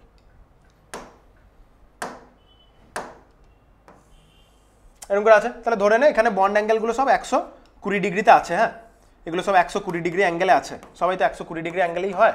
দেখে মনে হচ্ছে না যে এইটা 120 ডিগ্রি কি করে হয় স্যার, হাতে ড্র করলাম, সব মোটামুটি মিউচুয়ালি 120 ডিগ্রি অ্যাঙ্গেলে আছে। তাহলে এইভাবে সিগমা বন্ডের সিস্টেমটা আছে। তাহলে প্রথম বন্ডের ব্যাপারটা বুঝলাম। এবার বেনজিন রিং আমি যেটা ড্র করেছিলাম, পাই বন্ড, তাহলে আমি সিগমা বন্ডের হিসাবটা পেলাম, এই যে এটা, এই সিগমা বন্ডের হিসাবটা আমি পেলাম।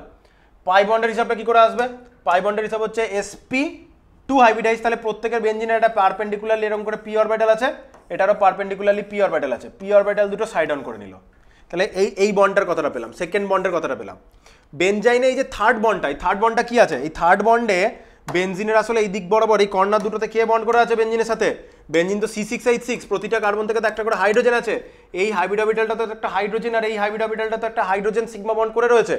এবার কি হয়, এই হাইড্রোজেন দুটো বন্ড করবে না, তাহলে বেনজিনের হাইড্রোজেন দুটো যদি বন্ড না করে, তাহলে এখানে একটা একটা করে ইলেকট্রন অ্যাভেলেবেল রয়েছে, হাইড্রোজেন তার 1s1টাকে নিয়ে তো এখানে বন্ড করছে, কে নিয়ে এখানে বন্ড করছে, তাহলে হাইড্রোজেন যদি না আসে ইলেকট্রন দুটো অ্যাভেলেবেল থাকছে। এবার এই যে sp2 হাইব্রিড অরবিটাল দুটো, এই যা না ইউজ হওয়া যে অরবিটাল দুটো, অরবিটাল দুটো এইভাবে দূরে রয়েছে, এই অরবিটাল দুটো এখন চেপে আসে, ঠিক আছে, দিয়ে sp2 হাইব্রিড অরবিটাল দুটো নিজেদের মধ্যে ওভারল্যাপ করে ফেলে। মানে এই ড্রটা দেখে তোর মনে হচ্ছে না কিভাবে হবে, ঘুরে এসে ওভারল্যাপ করে। সো বেনজাইনে এই যে ট্রিপল বন্ডটা, এই যে আরেকটা যে সাইডে বন্ড রয়েছে, ওটা কিন্তু তোর টিপিক্যাল পাই বন্ডের মতো নয়, ওটাই ওখানে শেখার, ওটাই বলছিলাম। এবার তোর বইয়ে আমি বলে দিই, তাহলে আমার বেনজাইনের জায়গাটা কমপ্লিট হয়ে যাবে। তাহলে দেখ লিখেছে, দেখ ভালো করে এই লাইনটা পড়।